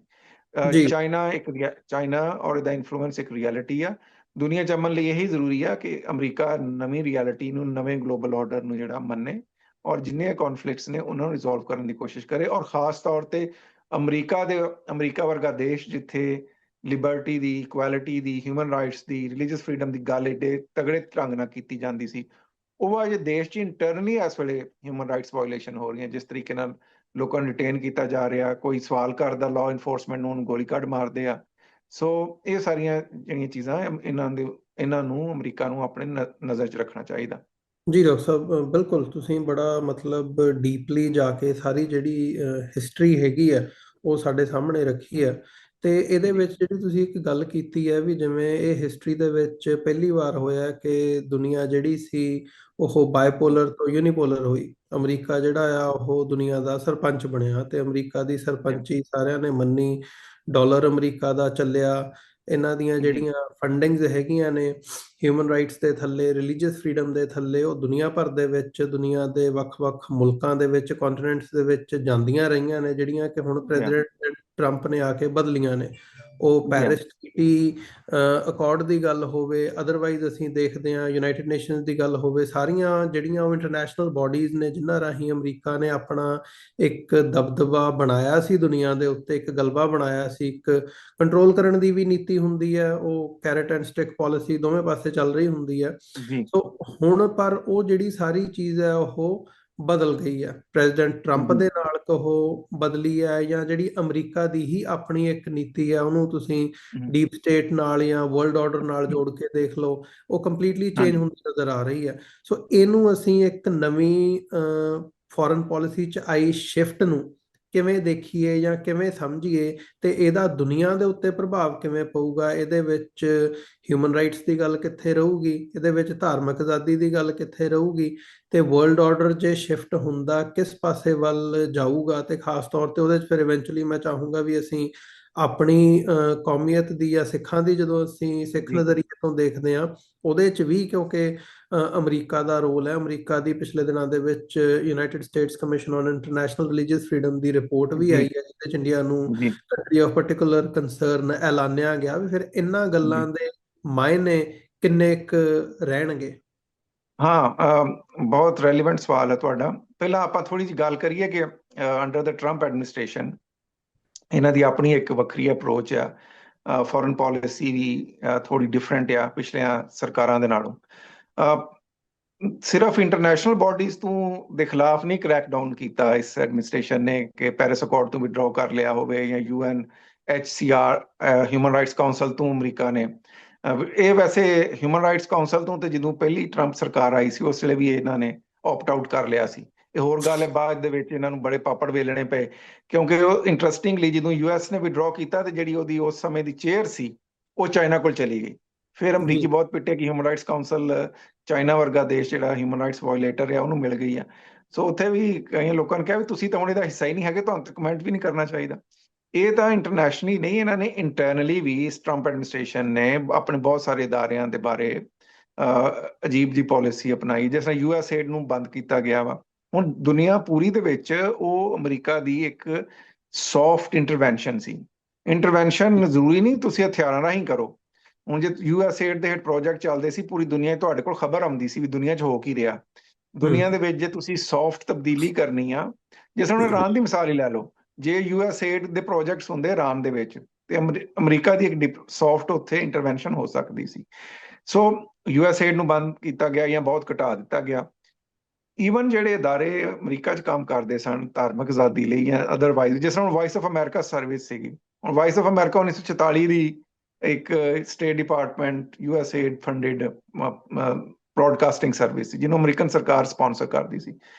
ਜੀ ਉਹਨਾਂ ਨੇ ਉਹ ਵੀ ਬੰਦ ਕਰ ਦਿੱਤੀ ਆ, ਵਾਇਸ ਆਫ ਅਮਰੀਕਾ ਬੰਦ ਹੋਈ। ਇਸੇ ਤਰ੍ਹਾਂ ਬਹੁਤ ਸਾਰੇ ਥਿੰਕ ਟੈਂਕਸ ਹਨ ਅਮਰੀਕਾ 'ਚ ਜਿਨ੍ਹਾਂ ਨੂੰ USAID ਜਾਂ ਸਟੇਟ ਡਿਪਾਰਟਮੈਂਟ ਫੰਡ ਕਰਦਾ ਸੀ, ਉਹਨਾਂ ਨੂੰ ਬੰਦ ਕੀਤਾ ਗਿਆ ਜਾਂ ਇੰਨੀ ਫੰਡਿੰਗ ਘਟਾ ਦਿੱਤੀ ਗਈ ਉਹਨਾਂ ਸਰਵਾਈਵਲ ਦਾ ਮਸਲਾ। ਜਿਸ ਤਰ੍ਹਾਂ ਇੱਕ ਬਹੁਤ ਵੱਡੇ ਥਿੰਕ ਟੈਂਕ ਜਿਹੜਾ ਸੀ ਬਾਇਪਾਰਟੀਜ਼ਨ ਫਰੀडम ਹਾਊਸ ਸੀ, ਉਹਨਾਂ ਦੀ ਫੰਡਿੰਗ ਘੱਟ ਕੀਤੀ ਗਈ। ਸੋ ਬਹੁਤ ਸਾਰਾ ਇੰਟਰਨਲ ਕ੍ਰੈਕਡਾਊਨ ਵੀ ਹੋਇਆ। ਜਿਹੜੇ ਲੋਕ ਧਾਰਮਿਕ ਆਜ਼ਾਦੀ ਦੀ ਗੱਲ ਕਰਦੇ ਸਨ ਜਾਂ ਜਿਹੜੇ ਸੰਸਥਾਵਾਂ ਇਸ ਪਾਸੇ ਟੁਰਦੀਆਂ ਸਨ, ਕਿਉਂਕਿ ਸ਼ਾਇਦ ਟਰੰਪ ਐਡਮਿਨਿਸਟ੍ਰੇਸ਼ਨ ਨੂੰ ਲੱਗਾ ਕਿ ਜਿਹੜੇ ਇਹਨਾਂ ਦੀ ਗੱਲਬਾਤ ਹੈ ਉਹਦੇ ਨਾਲ ਔਰ US ਇਸਟੈਬਲਿਸ਼ਮੈਂਟ ਦੇ ਖਿਲਾਫ ਸੋ ਮਚ ਸੋ ਕਿ ਤੁਸੀਂ ਹੁਣ ਜਿਹੜੀ ਫਰੀडम ਆਫ ਪ੍ਰੈਸ ਹੈ ਉਹਨੂੰ ਕਰਟੇਲ ਕਰਨ ਦੀ ਕੋਸ਼ਿਸ਼ ਕੀਤੀ ਜਾ ਰਹੀ ਆ, ਜਿਸ ਕਿਹਾ ਗਿਆ ਵੀ ਅਮਰੀਕਨ ਮੀਡੀਆ ਜਿਹੜਾ ਉਹ ਰਿਸਪੌਂਸਿਬਿਲੀ ਰਿਪੋਰਟ ਕਰਦਾ ਔਰ ਇਹਨਾਂ ਦੇ ਖਿਲਾਫ ਐਕਸ਼ਨ ਹੋ ਸਕਦਾ। ਸੋ ਧਾਰਮਿਕ ਆਜ਼ਾਦੀਆਂ ਤੇ ਓਵਰਆਲ ਹੀ ਇਹ ਸਿਚੁਏਸ਼ਨ ਹੈ। ਪਰ ਉਹਦੇ ਬਾਵਜੂਦ ਵੀ ਕੁਝ ਅਦਾਰੇ, ਜਿਸ ਤਰ੍ਹਾਂ ਤੁਸੀਂ ਯੂਸਰਫ ਦੀ ਗੱਲ ਕੀਤੀ, United States commission on international freedom ਦੀ, ਉਹ ਸਰਵਾਈਵ ਕਰ ਰਹੇ ਆ। ਔਰ United States commission on international religious freedom ਨੂੰ ਖਾਸ ਤੌਰ ਤੇ ਮੈਂ ਮੈਂਸ਼ਨ ਕਰਨਾ ਚਾਹਾਂਗਾ ਕਿ ਹਰ ਸਾਲ ਉਹਨਾਂ ਦੀ ਇੱਕ ਐਨੂਅਲ ਰਿਪੋਰਟ ਆਉਂਦੀ ਹੈ ਧਾਰਮਿਕ ਆਜ਼ਾਦੀ ਦੇ ਉੱਤੇ। ਔਰ ਯੂਸਰਫ ਦੇ ਬਚੇ ਰਹਿਣ ਦਾ ਕਾਰਨ ਇੱਕ ਇਹ ਸੀ ਕਿ ਉਹ USAID ਜਾਂ ਉਹ ਜਿਹੜੇ ਸੀ ਉਹ ਸਟੇਟ ਡਿਪਾਰਟਮੈਂਟ ਦੀ ਫੰਡਿੰਗ ਤੇ ਨਹੀਂ ਸਨ। ਜਿਹੜਾ United States commission on international religious freedom ਆ, ਉਹ ਇੱਕ ਕਨਸਟੀਟਿਊਸ਼ਨਲ ਅਦਾਰਾ ਵਾ।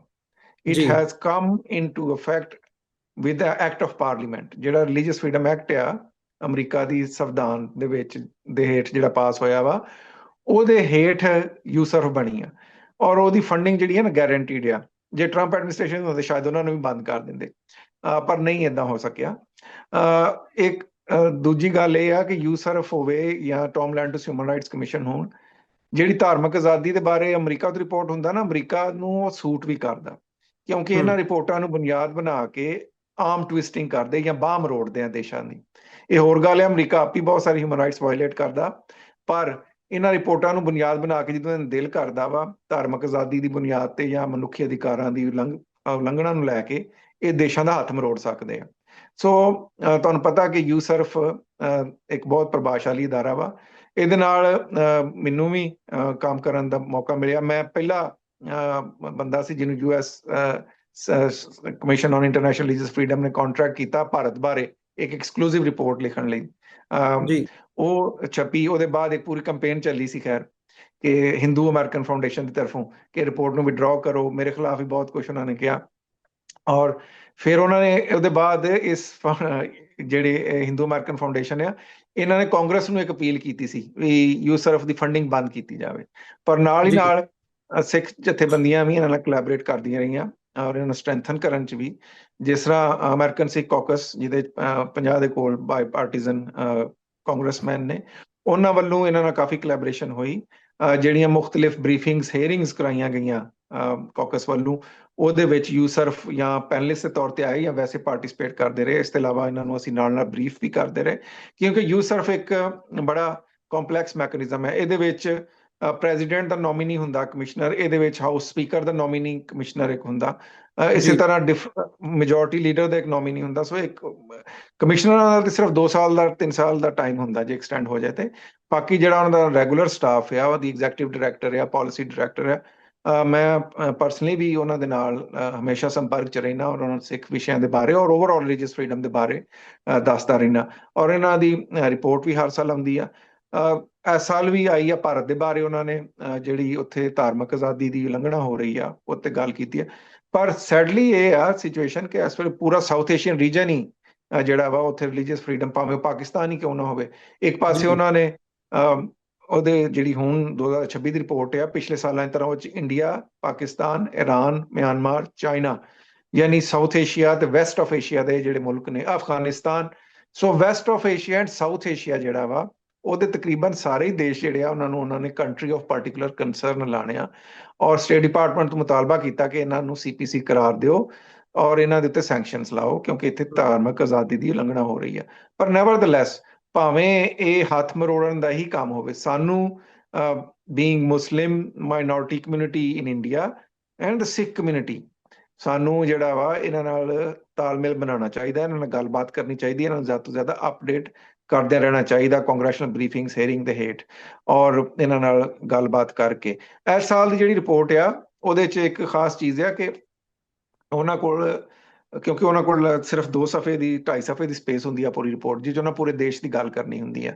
ਉਹਦੇ 'ਚ ਉਹਨਾਂ ਨੇ ਜੋ ਉੱਥੇ ਮੌਬ ਲਿੰਚਿੰਗ ਆ ਜਾਂ ਮੁਸਲਮਾਨਾਂ ਦੇ ਕਲਚਰਲ ਐਸਪੈਕਟਸ ਦੇ ਉੱਤੇ ਅਟੈਕ ਹੈ ਉਹਦੀ ਗੱਲ ਵੀ ਕੀਤੀ ਹੈ। ਪਰ ਨਾਲ ਹੀ ਨਾਲ ਜਿਹੜੇ ਪੋਲੀਟੀਕਲ ਪ੍ਰਿਜ਼ਨਰਸ ਆ ਉਹਨਾਂ ਦੀ ਵੀ ਗੱਲ ਕੀਤੀ ਆ ਵੀ ਮਾਈਨੋਰਟੀਜ਼ ਦੇ ਪ੍ਰਿਜ਼ਨਰਸ ਨੂੰ ਕਿਸ ਤਰ੍ਹਾਂ ਟ੍ਰੀਟ ਕੀਤਾ ਜਾਂਦਾ, ਜਿਸ 'ਚ ਖਾਸ ਤੌਰ ਤੇ ਉਹਨਾਂ ਨੇ ਭਾਈ ਜੱਗੀ ਜੌਲ, ਜਿਹੜੇ UK ਦੇ ਹੀ ਸਿਟੀਜ਼ਨ ਨੇ, ਜਿਨ੍ਹਾਂ ਨੂੰ ਇੰਨੇ ਸਾਲਾਂ ਤੋਂ ਭਾਰਤ ਸਰਕਾਰ ਨੇ ਕੈਦ ਰੱਖਿਆ ਹੋਇਆ ਉੱਥੇ, ਉਹਨਾਂ ਜੀ ਦਾ ਮੈਂਸ਼ਨ ਕੀਤਾ।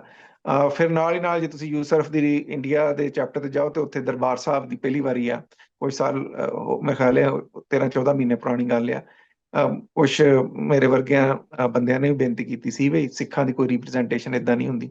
ਸੋ ਹੁਣ ਜੇ ਤੁਸੀਂ ਇੰਡੀਆ ਚੈਪਟਰ ਤੇ ਕਲਿੱਕ ਕਰਦੇ ਹੋ ਦਰਬਾਰ ਸਾਹਿਬ ਦੀ ਔਰ ਇੱਕ ਸਿੰਘ ਸਾਹਿਬ ਦੀ ਜਿਹੜਾ ਵਾ ਉਹ ਸਰੋਵਰ ਸਾਹਿਬ ਦੇ ਵਿੱਚ ਫੋਟੋ ਯੂਸਰਫ ਦੀ ਵੈਬਸਾਈਟ ਤੇ ਨਜ਼ਰ ਆਉਂਦੀ ਆ।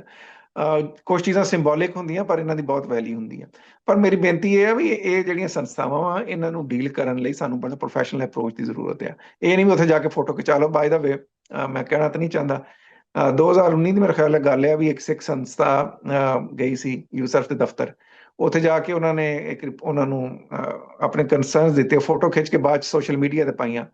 ਤੇ ਜਿਸ ਵੇਲੇ ਉਹਦੇ ਬਾਅਦ ਮੈਂ ਯੂਸਰਫ ਨਾਲ ਮੇਰੀ ਕਿਉਂਕਿ ਰੈਗੂਲਰ ਇਨ ਟੱਚ ਰਹਿੰਦਾ, ਉਹ ਇਸ ਤੇ ਕਾਫੀ ਨਿਰਾਸ਼ ਹੋਏ ਕਿਉਂਕਿ ਭਾਰਤ ਸਰਕਾਰ ਨੇ ਉਹ ਯੂਸਰਫ ਦੇ ਖਿਲਾਫ ਇਸਤੇਮਾਲ ਕਰਨ ਦੀ ਕੋਸ਼ਿਸ਼ ਕੀਤੀ ਔਰ ਜਿਹੜੀ ਭਾਰਤ ਸਰਕਾਰ ਦੀਆਂ ਹੱਥ ਠੋਕਾ ਇੱਥੇ ਸੰਸਥਾਵਾਂ ਹੈਗੀਆਂ ਅਮਰੀਕਾ 'ਚ, ਉਹਨਾਂ ਨੇ ਕਿਹਾ ਦੇਖੋ ਜੀ ਇਹ ਤਾਂ ਜਿਹੜੇ ਆ ਉਹ ਸੈਪਰੇਟਿਸਟ ਦੇ ਹੱਥਾਂ 'ਚ ਖੇਡਣ ਵਾਲੀ ਆਰਗੇਨਾਈਜੇਸ਼ਨ ਹੈ, ਦੀ ਬੰਦ ਕਰੋ। ਉਹਦੇ ਬਾਅਦ ਉਹਦਾ ਨੁਕਸਾਨ ਹੀ ਹੋਇਆ। ਫੋਟੋ ਜਿਹੜੀ ਕਿਸੇ ਨੇ ਸ਼ੇਅਰ ਕੀਤੀ ਉਹ ਤਾਂ ਪਤਾ ਨਹੀਂ ਉਹ ਤੋਂ ਉਹਨਾਂ ਨੇ ਕੀ ਕੱਢਿਆ ਹੋਣਾ, ਪਰ ਉਹਦੇ ਬਾਅਦ ਜਦੋਂ ਵੀ ਕੋਈ ਸਿੱਖ ਸੰਸਥਾ ਇਹੋ ਜਿਹੇ ਆਰਗੇਨਾਈਜੇਸ਼ਨ ਜਾਣਾ ਚਾਹੁੰਦੀ ਆ ਤੇ ਉਹ ਕਹਿੰਦੇ ਭਾਈ ਸਾਹਿਬ ਸਾਡੇ ਦਫ਼ਤਰ ਦੇ ਬਾਹਰ ਆ ਕੇ ਨਾ, ਜਿਹੜਾ ਉੱਥੇ ਬੈਠਾ ਹੁੰਦਾ ਬਾਹਰ ਇੱਕ ਰਿਸੈਪਸ਼ਨ ਦੇ ਉੱਤੇ ਸਿਕਿਉਰਿਟੀ ਵਾਲਾ, ਉਹਦੇ ਹੱਥ ਫੜਾ ਜਾਓ ਜੋ ਫੜਾਣਾ, ਅਸੀਂ ਤੁਹਾਨੂੰ ਮਿਲਣਾ ਨਹੀਂ ਹੈਗਾ। ਸੋ ਇਹਵਾ ਜੀ ਜਿਹੜਾ ਕੰਮ ਹੈ ਇਹਨਾਂ ਸਾਨੂੰ ਬਚਣਾ ਚਾਹੀਦਾ ਵਾ ਤਾਂ ਕਿ ਸਿੱਖਾਂ ਦੀ ਜਿਹੜੇ ਕੋਈ ਖੁੱਲੇ ਰਾਹ ਆ ਉਹ ਬੰਦ ਨਾ ਹੋ ਸਕਣ। ਬਾਕੀ ਜਿਹੜੀ ਤੁਸੀਂ ਗੱਲ ਕੀਤੀ ਓਵਰਆਲ ਵਰਲਡ ਆਰਡਰ ਕਿੱਧਰ ਜਾ ਰਿਹਾ, ਵਰਲਡ ਆਰਡਰ ਜਿੱਧਰ ਵੀ ਜਾਏ ਭਾਰਤ ਲਈ ਇੱਕ ਬਹੁਤ ਔਖਾ ਸਮਾਂ ਹੈ। ਕਿਉਂਕਿ ਭਾਰਤ ਦੀ ਜਿਹੜੀ ਸੀ ਨਾ ਬਹੁਤ ਪੁਰਾਣੀ ਨਿਊਟਰਲ ਰਹਿਣ ਦੀ ਪਾਲਿਸੀ, ਨਾਨ ਅਲਾਈਨਮੈਂਟ ਦੀ ਪਾਲਿਸੀ, ਉਹ ਮੋਦੀ ਸਰਕਾਰ ਨੇ ਉਹਦਾ ਬੇੜਾ ਗਰਕ ਕਰ ਦਿੱਤਾ। ਕੰਪਲੀਟਲੀ ਫੇਲੀਅਰ ਮੋਦੀ ਸਰਕਾਰ ਦੀ ਜਿਹੜੀ ਫੋਰਨ ਪਾਲਿਸੀ ਆ ਉਹ ਪੂਰੀ ਤਰ੍ਹਾਂ ਫੇਲ ਹੋ ਗਈ ਆ। ਮੋਦੀ ਪਹਿਲਾਂ ਬ੍ਰਿਕਸ 'ਚ ਵੜਿਆ ਤੇ ਅਮਰੀਕਾ ਨੇ ਉਹਨੂੰ ਉਹਦੀ ਗਿੱਚੀ ਮਰੋੜੀ। ਫਿਰ ਬ੍ਰਿਕਸ ਦੀ ਵਜ੍ਹਾ ਤੋਂ ਹੀ ਜਿਹੜਾ ਨਾ ਬਾਰ-ਬਾਰ ਨਿਖੇਧੀ ਹੋਈ, ਟਰੰਪ ਉਹਨੂੰ ਕ੍ਰਿਟੀਸਾਈਜ਼ ਕਰਦਾ ਰਿਹਾ। ਫਿਰ ਜਿਹੜਾ ਆਪਰੇਸ਼ਨ ਸਿੰਦੂਰ ਸੋ ਕਾਲ ਇਹਨਾਂ ਕੀਤਾ, ਉਹਦੇ ਬਾਅਦ ਹੋਰ ਇਹ ਢਿੰਡੀਕਲਾ 'ਚ ਗਏ। ਔਰ ਉਹਦੇ ਬਾਅਦ ਹੁਣ ਇਹ ਆ ਕਿ ਇਹ ਬ੍ਰਿਕਸ, ਇਹ ਦੋਵਾਂ ਕਸ਼ਤੀਆਂ 'ਚ ਇਹਨਾਂ ਪੈਰ ਰੱਖਿਆ ਸੀ। ਮੈਂ ਕਈ ਵਾਰੀ ਪਬਲਿਕ ਲੈਕਚਰਸ ਵੀ ਕਿਹਾ ਵਾ, ਇਹ ਬ੍ਰਿਕਸ ਦਾ ਵੀ ਹਿੱਸਾ ਸੀ ਅਮਰੀਕਾ ਦੇ ਨਾਲ ਵੀ, ਅਮਰੀਕਾ ਵੀ ਇਹਨਾਂ ਨੂੰ ਸਪੋਰਟ ਕਰਦਾ ਰਿਹਾ। ਪਰ ਅਮਰੀਕਨ ਇੱਕ ਬਹੁਤ ਵਧੀਆ ਸਟੇਟਮੈਂਟ ਹੈ ਜਿਹੜੀ ਸੋਚਣ ਵਾਲੀ ਆ, ਜਿਹੜੀ ਅਮਰੀਕਨ ਡਿਪਲੋਮੈਟਸ ਨੇ ਕਿਹਾ ਨਾ ਇੱਥੇ ਇੰਡੀਆ ਨਾਲ ਡੀਲ ਸਾਈਨ ਕਰਦੇ ਆ, ਵੀ ਅਸਾਂ ਚਾਈਨਾ ਦੇ ਉਭਾਰ ਤੋਂ ਬਹੁਤ ਕੁਝ ਸਿੱਖਿਆ। ਅਸੀਂ ਜੀ ਇੰਡੀਆ ਨੂੰ ਕਦੇ ਵੀ ਉਸ ਲੈਵਲ ਤੇ ਨਹੀਂ ਆਉਣ ਦਿਆਂਗੇ ਕਿ ਜਿਸ ਤਰ੍ਹਾਂ ਚਾਈਨਾ ਨੂੰ ਅਸੀਂ ਡਿਵੈਲਪ ਕੀਤਾ, ਚਾਈਨਾ ਸਾਡੀ ਗਲ ਪੈ ਗਿਆ। ਅਮਰੀਕਾ ਕਦੇ ਵੀ ਨਹੀਂ ਚਾਹੇਗਾ ਕਿ ਇੰਡੀਆ ਉਸ ਲੈਵਲ ਤੇ ਆ ਜਿਹੜਾ ਕੱਲ ਨੂੰ ਚਾਈਨਾ ਦੇ ਗਲ ਪੈ ਜਾਏ। ਮੋਦੀ ਕੋਲ ਸਭ ਤੋਂ ਵੱਡੀ ਗਲਤੀ ਇਹ ਹੋਈ ਆ ਕਿ ਬ੍ਰਿਕਸ ਦੇ ਵਿੱਚ ਰਹਿਣ ਦੇ ਬਾਵਜੂਦ ਜੰਗ ਸ਼ੁਰੂ ਹੋਣ ਤੋਂ ਥੋੜੇ ਦਿਨ ਪਹਿਲਾਂ, 2 ਦਿਨ ਪਹਿਲਾਂ ਇਹ ਇਸਰਾਈਲ ਚਲਾ ਗਿਆ। ਉਹਨੂੰ ਘੱਲਿਆ ਤੇ ਅਮਰੀਕਾ ਦਾ ਜਿਹੜਾ ਸਾਊਥ ਏਸ਼ੀਆ ਦਾ ਦੂਤ ਹੈ ਉਹ ਨਹੀਂ ਸੀਗਾ, ਉਹ ਚਲਾ ਗਿਆ। ਔਰ ਡਿਸਪਾਈਟ ਦਾ ਫੈਕਟ ਵੀ ਕਿੰਨੀ ਦੇਰ ਇਰਾਨੀ ਜਿਹੜੇ ਆ ਉਹ, ਬਾਏ ਦਾ ਵੇ, ਇਰਾਨੀਅਨਸ ਜਿਹੜੇ ਆ ਪਾਕਿਸਤਾਨ ਦੇ ਵਿੱਚ ਜਿਹੜੀ ਇੰਡੀਆ ਦੀ ਟੈਰਰਿਸਟ ਐਕਟੀਵਿਟੀਜ਼ ਚੱਲੀਆਂ ਸੀ 2000 'ਚ ਜਾਂ 2015 ਤੱਕ ਚੱਲਦੀਆਂ ਰਹੀਆਂ, ਉਹ 'ਚ ਬਹੁਤ ਸਾਰੇ ਟੈਰਰਿਸਟ ਜਿਹੜੇ ਸੀ ਉਹ ਇਰਾਨ ਤੇ ਅਫਗਾਨਿਸਤਾਨ ਤੋਂ ਰॉ ਟ੍ਰੇਨ ਕਰਕੇ ਪਾਕਿਸਤਾਨ 'ਚ ਘੱਲਦੀ ਸੀ। ਜੀ ਔਰ ਬਹੁਤ ਤਾਲਮੇਲ ਸੀ ਇਰਾਨੀ ਸਰਕਾਰ ਦਾ ਤੇ ਇੰਡੀਆ ਸਰਕਾਰ ਦਾ। ਫਿਰ ਜਿਹੜਾ ਚਾਬਹਾਰ ਪ੍ਰੋਜੈਕਟ ਸ਼ੁਰੂ ਕੀਤਾ ਇੰਡੀਆ ਨੇ, ਉਹ 'ਚ ਵੀ ਇੰਡੀਆ ਨੇ ਕਿੰਨੇ ਮਿਲੀਅਨਸ ਇਨਵੈਸਟ ਕੀਤੇ ਸਿਰਫ ਇਸ ਵਾਸਤੇ ਕਿ ਜੇ China road and belt initiative ਸ਼ੁਰੂ ਕਰ ਰਿਹਾ ਤੇ ਗਵਾਦਰ ਪੋਰਟ ਬਣ ਰਹੀ ਤੇ ਅਸੀਂ ਦੇ ਮੁਕਾਬਲੇ ਚਾਬਹਾਰ ਪੋਰਟ। ਪਰ ਜਦੋਂ ਦਬਕਾ ਪਿਆ ਅਮਰੀਕਾ ਦਾ, ਤੇ ਹੁਣ ਤੁਸੀਂ ਦੇਖੋਗੇ ਜਿਹੜੀ ਇੰਡੀਆ ਦੀ ਸਰਕਾਰ ਚਲਾਉਂਦੀ ਸੀ ਨਾ ਚਾਬਹਾਰ ਪੋਰਟ ਦੀ ਵੈਬਸਾਈਟ, ਬੜੇ ਮਾਣ ਦੇ ਨਾਲ ਉਹਨਾਂ ਨੇ ਉਹ ਵੈਬਸਾਈਟ ਵੀ ਬੰਦ ਕਰ ਦਿੱਤੀ, ਉੱਤੇ ਚੁੱਪ ਇਖਤਿਆਰ ਕਰ ਲਈ ਔਰ ਭੱਜ ਕੇ ਬੜੇ ਗਲਤ ਸਮੇਂ ਤੇ ਫਿਰ ਭੱਜ ਕੇ ਅਮਰੀਕਨ ਬਲੌਕ 'ਚ ਆ ਗਏ। ਹੁਣ ਇੰਨੇ ਬਿਲੀਅਨ ਡਾਲਰ ਦੀ ਉਹਨਾਂ ਨੇ ਡੀਲ ਸਾਈਨ ਕੀਤੀ ਹੈ। ਜੇ ਇੰਨੇ ਬਿਲੀਅਨ ਡਾਲਰ ਦੀ ਉਹ ਡੀਲ ਪੂਰੀ ਨਾ ਕਰ ਸਕੇ, ਉਹ ਵਪਾਰ ਨਾ ਕਰ ਸਕੇ, ਹੁਣ ਜੇ ਇੰਨੇ ਬਿਲੀਅਨ ਡਾਲਰ ਦੀ ਵਪਾਰ ਸਿਰਫ ਅਮਰੀਕਾ ਨਾਲ ਹੀ ਕਰਨਾ ਤੇ ਬਾਕੀ ਦੁਨੀਆ ਨਾਲ ਇੰਡੀਆ ਕੀ ਵਪਾਰ ਕਰੂਗਾ ਜੇ ਸਾਰਾ ਕੁਝ ਅਮਰੀਕਾ ਨਾਲ ਹੀ ਕਰਨਾ ਹੋਇਆ। ਜੀ ਔਰ ਫਿਰ ਰਸ਼ੀਆ, ਚਾਈਨਾ ਜਿਹੜੇ ਥੋੜੇ ਨੇੜੇ ਆ ਰਹੇ ਸੀ ਇੰਡੀਆ ਦੇ, ਇਹਨਾਂ ਦੇ ਇਸ ਕਰੈਕਟਰ ਦੀ ਵਜ੍ਹਾ ਤੋਂ ਇਹਨਾਂ ਤੋਂ ਦੂਰ ਹੋ ਗਏ ਆ, ਖਾਸ ਤੌਰ ਤੇ ਇਰਾਨ। ਔਰ ਫਿਰ ਦੂਸਰਾ ਇਹ ਹੈ ਜਦੋਂ ਇਹ ਕਨਫਲਿਕਟ ਚੱਲਿਆ ਵਾ ਤੇ ਉਹਦੇ 'ਚ ਇਹ ਵੀ ਆ ਕਿ ਜਿਹੜੇ ਇੰਡੀਅਨ ਇਰਾਨ 'ਚ ਕੰਮ ਕਰਦੇ ਸੀ, ਕਤਰ 'ਚ ਕਰਦੇ ਸੀ, ਪੂਰੇ ਮਿਡਲ ਈਸਟ 'ਚ ਇੰਡੀਅਨ ਕਰਦੇ, ਉਹਨਾਂ 'ਚ ਬਹੁਤ ਸਾਰੇ ਬੰਦੇ ਰॉ ਦੇ ਟ੍ਰੇਨ ਸੀ ਜਿਹੜੇ ਮੁਸਾਦ ਲਈ ਜਸੂਸੀ ਦਾ ਕੰਮ ਕਰਦੇ ਸਨ। ਤੁਹਾਨੂੰ ਪਤਾ ਕੁਝ ਗ੍ਰਿਫਤਾਰੀਆਂ ਇਰਾਨ 'ਚ ਵੀ ਹੋਈਆਂ ਜਦੋਂ ਪਹਿਲਾਂ ਅਟੈਕ ਹੋਇਆ ਸੀ ਅੱਜ ਤੋਂ 9 ਮਹੀਨੇ ਪਹਿਲਾਂ। ਇਸੇ ਤਰ੍ਹਾਂ ਕਤਰ ਨੇ ਕੁਝ ਇਰਾਨੀ ਨੇਵੀ ਦੇ ਬੰਦਿਆਂ ਨੂੰ ਫਾਹੇ ਲਾਉਣ ਦੀ ਗੱਲ ਕੀਤੀ ਸੀ, ਇਸੇ ਤਰ੍ਹਾਂ ਬਹਿਰੇਨ ਔਰ ਬਾਕੀ ਜਗ੍ਹਾ। ਸੋ ਇਸ ਪੂਰੇ ਕਨਫਲਿਕਟ ਦੇ ਵਿੱਚ ਜਿਹੜਾ ਵਾ ਇੰਡੀਆ ਦੀ ਜਿਹੜੀ ਇਹ ਨੀਤੀ ਆ ਨਾ ਵੀ ਚਫੇਰੇ ਹੀ ਜਿੱਥੋਂ ਫਾਇਦਾ ਚੁੱਕ ਸਕੋ ਚੁੱਕੋ ਔਰ ਲੋਕਾਂ ਨੂੰ ਪਿੱਛੋਂ ਦੀ ਛੁਰੀ ਮਾਰਨ ਦੀ, ਇਹ ਮੋਦੀ ਦੀ ਨੀਤੀ ਜਾਂ ਜਿਹੜੀ ਇਹਨਾਂ ਦੀ ਇੱਕ ਹਿਸਟੋਰਿਕ ਇੱਕ ਸਾਈਕੀ ਆ ਉਹ ਫੇਲ ਹੋ ਰਹੀ ਆ। ਅੱਜ ਨਾ ਅਮਰੀਕਾ ਟਰਸਟ ਕਰਨ ਨੂੰ ਤਿਆਰ ਆ ਇੰਡੀਆ ਨੂੰ, ਤੇ ਨਾ ਹੀ ਮਿਡਲ ਈਸਟ ਔਰ ਨਾ ਹੀ ਬ੍ਰਿਕਸ ਵਾਲੇ। ਤੁਸੀਂ ਇਹ ਜਿਹੜੀ ਪਾਕਿਸਤਾਨ ਨੂੰ ਹੁਣ ਚੌਧਰ ਮਿਲ ਗਈ ਹੈ, ਇੱਕ ਪਤਾ ਨਹੀਂ ਉਹਦਾ ਕੋਈ ਫਾਇਦਾ ਹੋਏਗਾ ਕਿ ਨਹੀਂ ਜਾਂ ਜ਼ਿਆਦਾ ਨੁਕਸਾਨ ਹੀ ਹੋਏ, ਪਰ ਨੈਵਰਦਲੈਸ ਇਸ ਵੇਲੇ ਡਿਪਲੋਮੈਟਿਕਲੀ ਪਾਕਿਸਤਾਨ ਇਸ ਹਿਸਾਬ ਨਾਲ ਸਿਗਨੀਫੀਕੈਂਟ ਆ ਕਿ ਜਿਹੜੇ ਇਰਾਨ ਔਰ ਅਮਰੀਕਾ ਦੇ ਹੇਠ ਦੇ ਨਾਲ ਇੱਕ ਪੀਸ ਡੀਲ ਦੀ ਜਾਂ ਇਨਡਾਇਰੈਕਟ ਰਾਬਤਿਆਂ ਦੀ ਗੱਲ ਆ, ਉਹ ਤੇ ਹੁਣ ਅਮਰੀਕਨ ਐਸਟੈਬਲਿਸ਼ਮੈਂਟ ਵੀ ਕਹਿ ਰਹੀ ਆ ਕਿ ਪਾਕਿਸਤਾਨ ਨੂੰ ਵਰਤ ਰਹੇ ਨੇ ਇਸ ਕੰਮ ਲਈ, ਕਿਉਂਕਿ ਸਾਊਦੀ ਅਰੇਬੀਆ ਵੀ ਇਹ ਰੋਲ ਪਾਕਿਸਤਾਨ ਦੀ ਸ਼ਾਇਦ ਆਪਣੀ ਵਜ੍ਹਾ ਹੋਵੇ ਪਰ ਸਾਊਦੀ ਅਰੇਬੀਆ ਦੇ ਵਿੱਚ ਤੋਂ ਮਿਲਿਆ, ਕਿਉਂਕਿ ਸਾਊਦੀ ਇਹ ਨਹੀਂ ਸੀ ਚਾਹੁੰਦਾ ਵੀ ਟਰਕੀ ਨੂੰ ਇਹ ਰੋਲ ਮਿਲੇ ਪ੍ਰੋਮੀਨੈਂਸ ਦਾ। So American allies in collaboration with Saudi Arabia indirectly Pakistan ਰਾਹੀਂ ਹੁਣ ਇਰਾਨੀਅਨ ਸਰਕਾਰ ਦੇ ਨਾਲ ਇਨਵੋਲਵ ਹੋਣ ਦੀ ਕੋਸ਼ਿਸ਼ ਕਰ ਰਹੇ ਨੇ। ਉਸ ਖਿੱਤੇ ਦੀ ਵਿੱਚ ਹੁਣ ਆਲਮੀ ਤਾਕਤਾਂ ਟਕਰਾਅ ਹੋ ਰਿਹਾ, ਉੱਥੇ ਹਾਲਾਤ ਬਦਲਣੇ ਆ। ਪਰ ਮੇਰੀ ਸਿੱਖ ਸੰਗਤ ਨੂੰ ਇਹੀ ਬੇਨਤੀ ਆ ਕਿ ਇਹ ਸਮੇਂ ਜਿਹੜਾ ਨਾ ਉਹ ਲਾਲਾ ਕਰਨ ਦੀ ਬਜਾਏ ਔਰ ਇੱਧਰ ਉੱਧਰ ਦੀਆਂ ਫੀਲ ਗੁੱਡ ਫੀਲਿੰਗ ਵਾਲੀਆਂ ਸਟੇਟਮੈਂਟਾਂ, ਫੋਟੋ, ਵੀਡੀਓ ਜਾਰੀ ਕਰਨ ਦੀ ਬਜਾਏ ਸੀਰੀਅਸਲੀ ਸੋਚੋ, ਆਪਣੇ ਥਿੰਕ ਟੈਂਕ ਬਣਾਓ, ਸੀਰੀਅਸ ਲੌਬਿੰਗ ਕਰੋ, ਇਹਦੇ ਉੱਤੇ ਤਵੱਜੋ ਦਿਓ, ਕਿਉਂਕਿ ਇਹ ਨਾ ਹੋਵੇ ਮੌਕਾ ਖੁੰਝ ਜਾਏ। ਬਾਏ ਦਾ ਵੇ ਜਿਹੜਾ ਕੰਮ ਹੈ ਨਾ ਲੌਬਿੰਗ ਦਾ, ਇਹ ਬਹੁਤ ਬਹੁਤ ਬਹੁਤ ਜ਼ਿਆਦਾ ਇਹਦੇ ਵਿੱਚ ਤੁਹਾਨੂੰ ਚੁੱਪ ਕਰਕੇ ਬਹਿਣਾ ਪੈਂਦਾ, ਬਹੁਤ ਖਾਮੋਸ਼ੀ ਇਖਤਿਆਰ ਕਰਨੀ ਪੈਂਦੀ ਆ। ਕਿਉਂ ਜੇ ਤੁਸੀਂ ਇਸ ਦੇ ਚ ਆ ਜਾਓ ਨਾ ਵੀ ਅੱਜ ਮੈਂ ਹੁਣ ਪਤਾ ਨਹੀਂ ਦਿਨ ਚ ਕਿੰਨੇ ਬੰਦੇ ਨਾਲ ਗੱਲ ਕਰਨਾ, ਕਿੰਨਿਆਂ ਲੋਕਾਂ ਨਾਲ ਵਿਚਾਰ ਵਟਾਂਦਰਾ ਹੁੰਦਾ, ਪਰ ਕਦੇ ਵੀ ਤੁਸੀਂ ਲੋਕਾਂ ਦੇ ਵਿੱਚ ਨਹੀਂ ਲਿਆ ਸਕਦੇ, ਕਿਉਂਕਿ ਥਿੰਕ ਟੈਂਕਸ ਜਾਂ ਜਿਹੜੇ ਲੋਕ ਪਾਲਿਸੀ ਮੇਕਰ ਆ ਜਿਨ੍ਹਾਂ ਨੇ ਫੈਸਲੇ ਕਰਨੇ ਹਨ, ਉਹ ਇਦਾਂ ਕੰਮ ਨਹੀਂ ਕਰਦੇ। ਉਹਦੇ ਵਾਸਤੇ ਤੁਹਾਨੂੰ ਚੁੱਪ ਕਰਕੇ ਸਿਰ ਸੁੱਟ ਕੇ ਆਮ ਸਧਾਰਨ ਬੰਦੇ ਦੀ ਤਰ੍ਹਾਂ ਜੀਵਨ ਬਤੀਤ ਕਰਕੇ ਕੌਮ ਦਾ ਕੰਮ ਕਰਨਾ ਪੈਂਦਾ। ਪਬਲਿਕ 'ਚ ਆ ਕੇ ਸਟੇਟਮੈਂਟਾਂ ਦੇਣੀਆਂ ਨਹੀਂ ਪੈਂਦੀਆਂ, ਜੇ ਦਿਓਗੇ ਤਾਂ ਅਗਲੀ ਵਾਰੀ ਜਿਨ੍ਹਾਂ ਨੇ ਤੁਹਾਡਾ ਅੰਗੇਜ ਕਰਨਾ ਉਹ ਅੰਗੇਜ ਨਹੀਂ ਕਰਨਗੇ। ਸੋ ਬਹੁਤ ਸੀਰੀਅਸ ਐਫਰਟ ਦੀ ਲੋੜ ਹੈ ਕਿ ਅਸੀਂ ਇੰਟਰਨੈਸ਼ਨਲ ਹਾਲਾਤ ਨੂੰ ਸਮਝੀਏ ਔਰ ਉਸ ਖਿੱਤੇ ਦੇ ਵਿੱਚ ਜੋ ਹੋ ਰਿਹਾ ਉਹਨੂੰ ਸਮਝੀਏ ਔਰ ਸਹੀ ਲੈਵਲ ਦੇ ਉੱਤੇ ਜਾ ਕੇ ਪ੍ਰੋਪਰ ਲੌਬਿੰਗ ਕਰਕੇ ਅੰਗੇਜ ਕਰੀਏ। ਤੇ ਜੇ ਨਾ ਵੀ ਆਪਾਂ ਫੋਟੋ ਪਾਵਾਂਗੇ ਜਾਂ ਸਟੇਟਮੈਂਟ ਨਾ ਵੀ ਦੇਵਾਂਗੇ ਤੇ ਉਹਦੇ ਨਾਲ ਕੋਈ ਫਰਕ ਨਹੀਂ ਪੈਣ ਲੱਗਾ। ਸਾਨੂੰ ਜੀ ਕਿਹੜਾ ਕੋਈ ਆ ਕੇ ਸਰੋਪਾ ਦੇਣ ਲੱਗਾ। ਥੋੜੇ ਦਿਨ ਕੁਝ ਸਾਡੇ ਲੀਡਰ ਸਾਹਿਬਾਨ ਨੇ ਕਰਕੇ ਦੇਖਣ, ਸ਼ਾਇਦ ਜ਼ਿਆਦਾ ਮਜ਼ਾ ਆਏਗਾ। ਜਦੋਂ ਤੁਹਾਨੂੰ ਤੁਹਾਡੀ ਵਾਹ ਨਹੀਂ ਨਾ ਹੋਵੇਗੀ, ਬਚ ਜਾਓਗੇ, ਪਰ ਕੌਮ ਦਾ ਕੁਛ ਜਿਹੜਾ ਨਾ ਉਹ ਬਣ ਜਾਣਾ ਚਾਹੀਦਾ, ਉਹਨੂੰ ਕਿਸੇ ਪਾਸੇ ਲੱਗਣ ਦੇਣਾ ਚਾਹੀਦਾ। ਔਰ ਜਿਹੜੇ ਲੋਕ ਇਹ ਕਰ ਰਹੇ ਉਹਨਾਂ ਦੀ ਨਿਖੇਧੀ ਕਰਨ ਦੀ ਬਜਾਏ ਉਹਨਾਂ ਨੂੰ ਸਪੋਰਟ ਕਰਨ ਦੀ ਜ਼ਰੂਰਤ ਹੈ।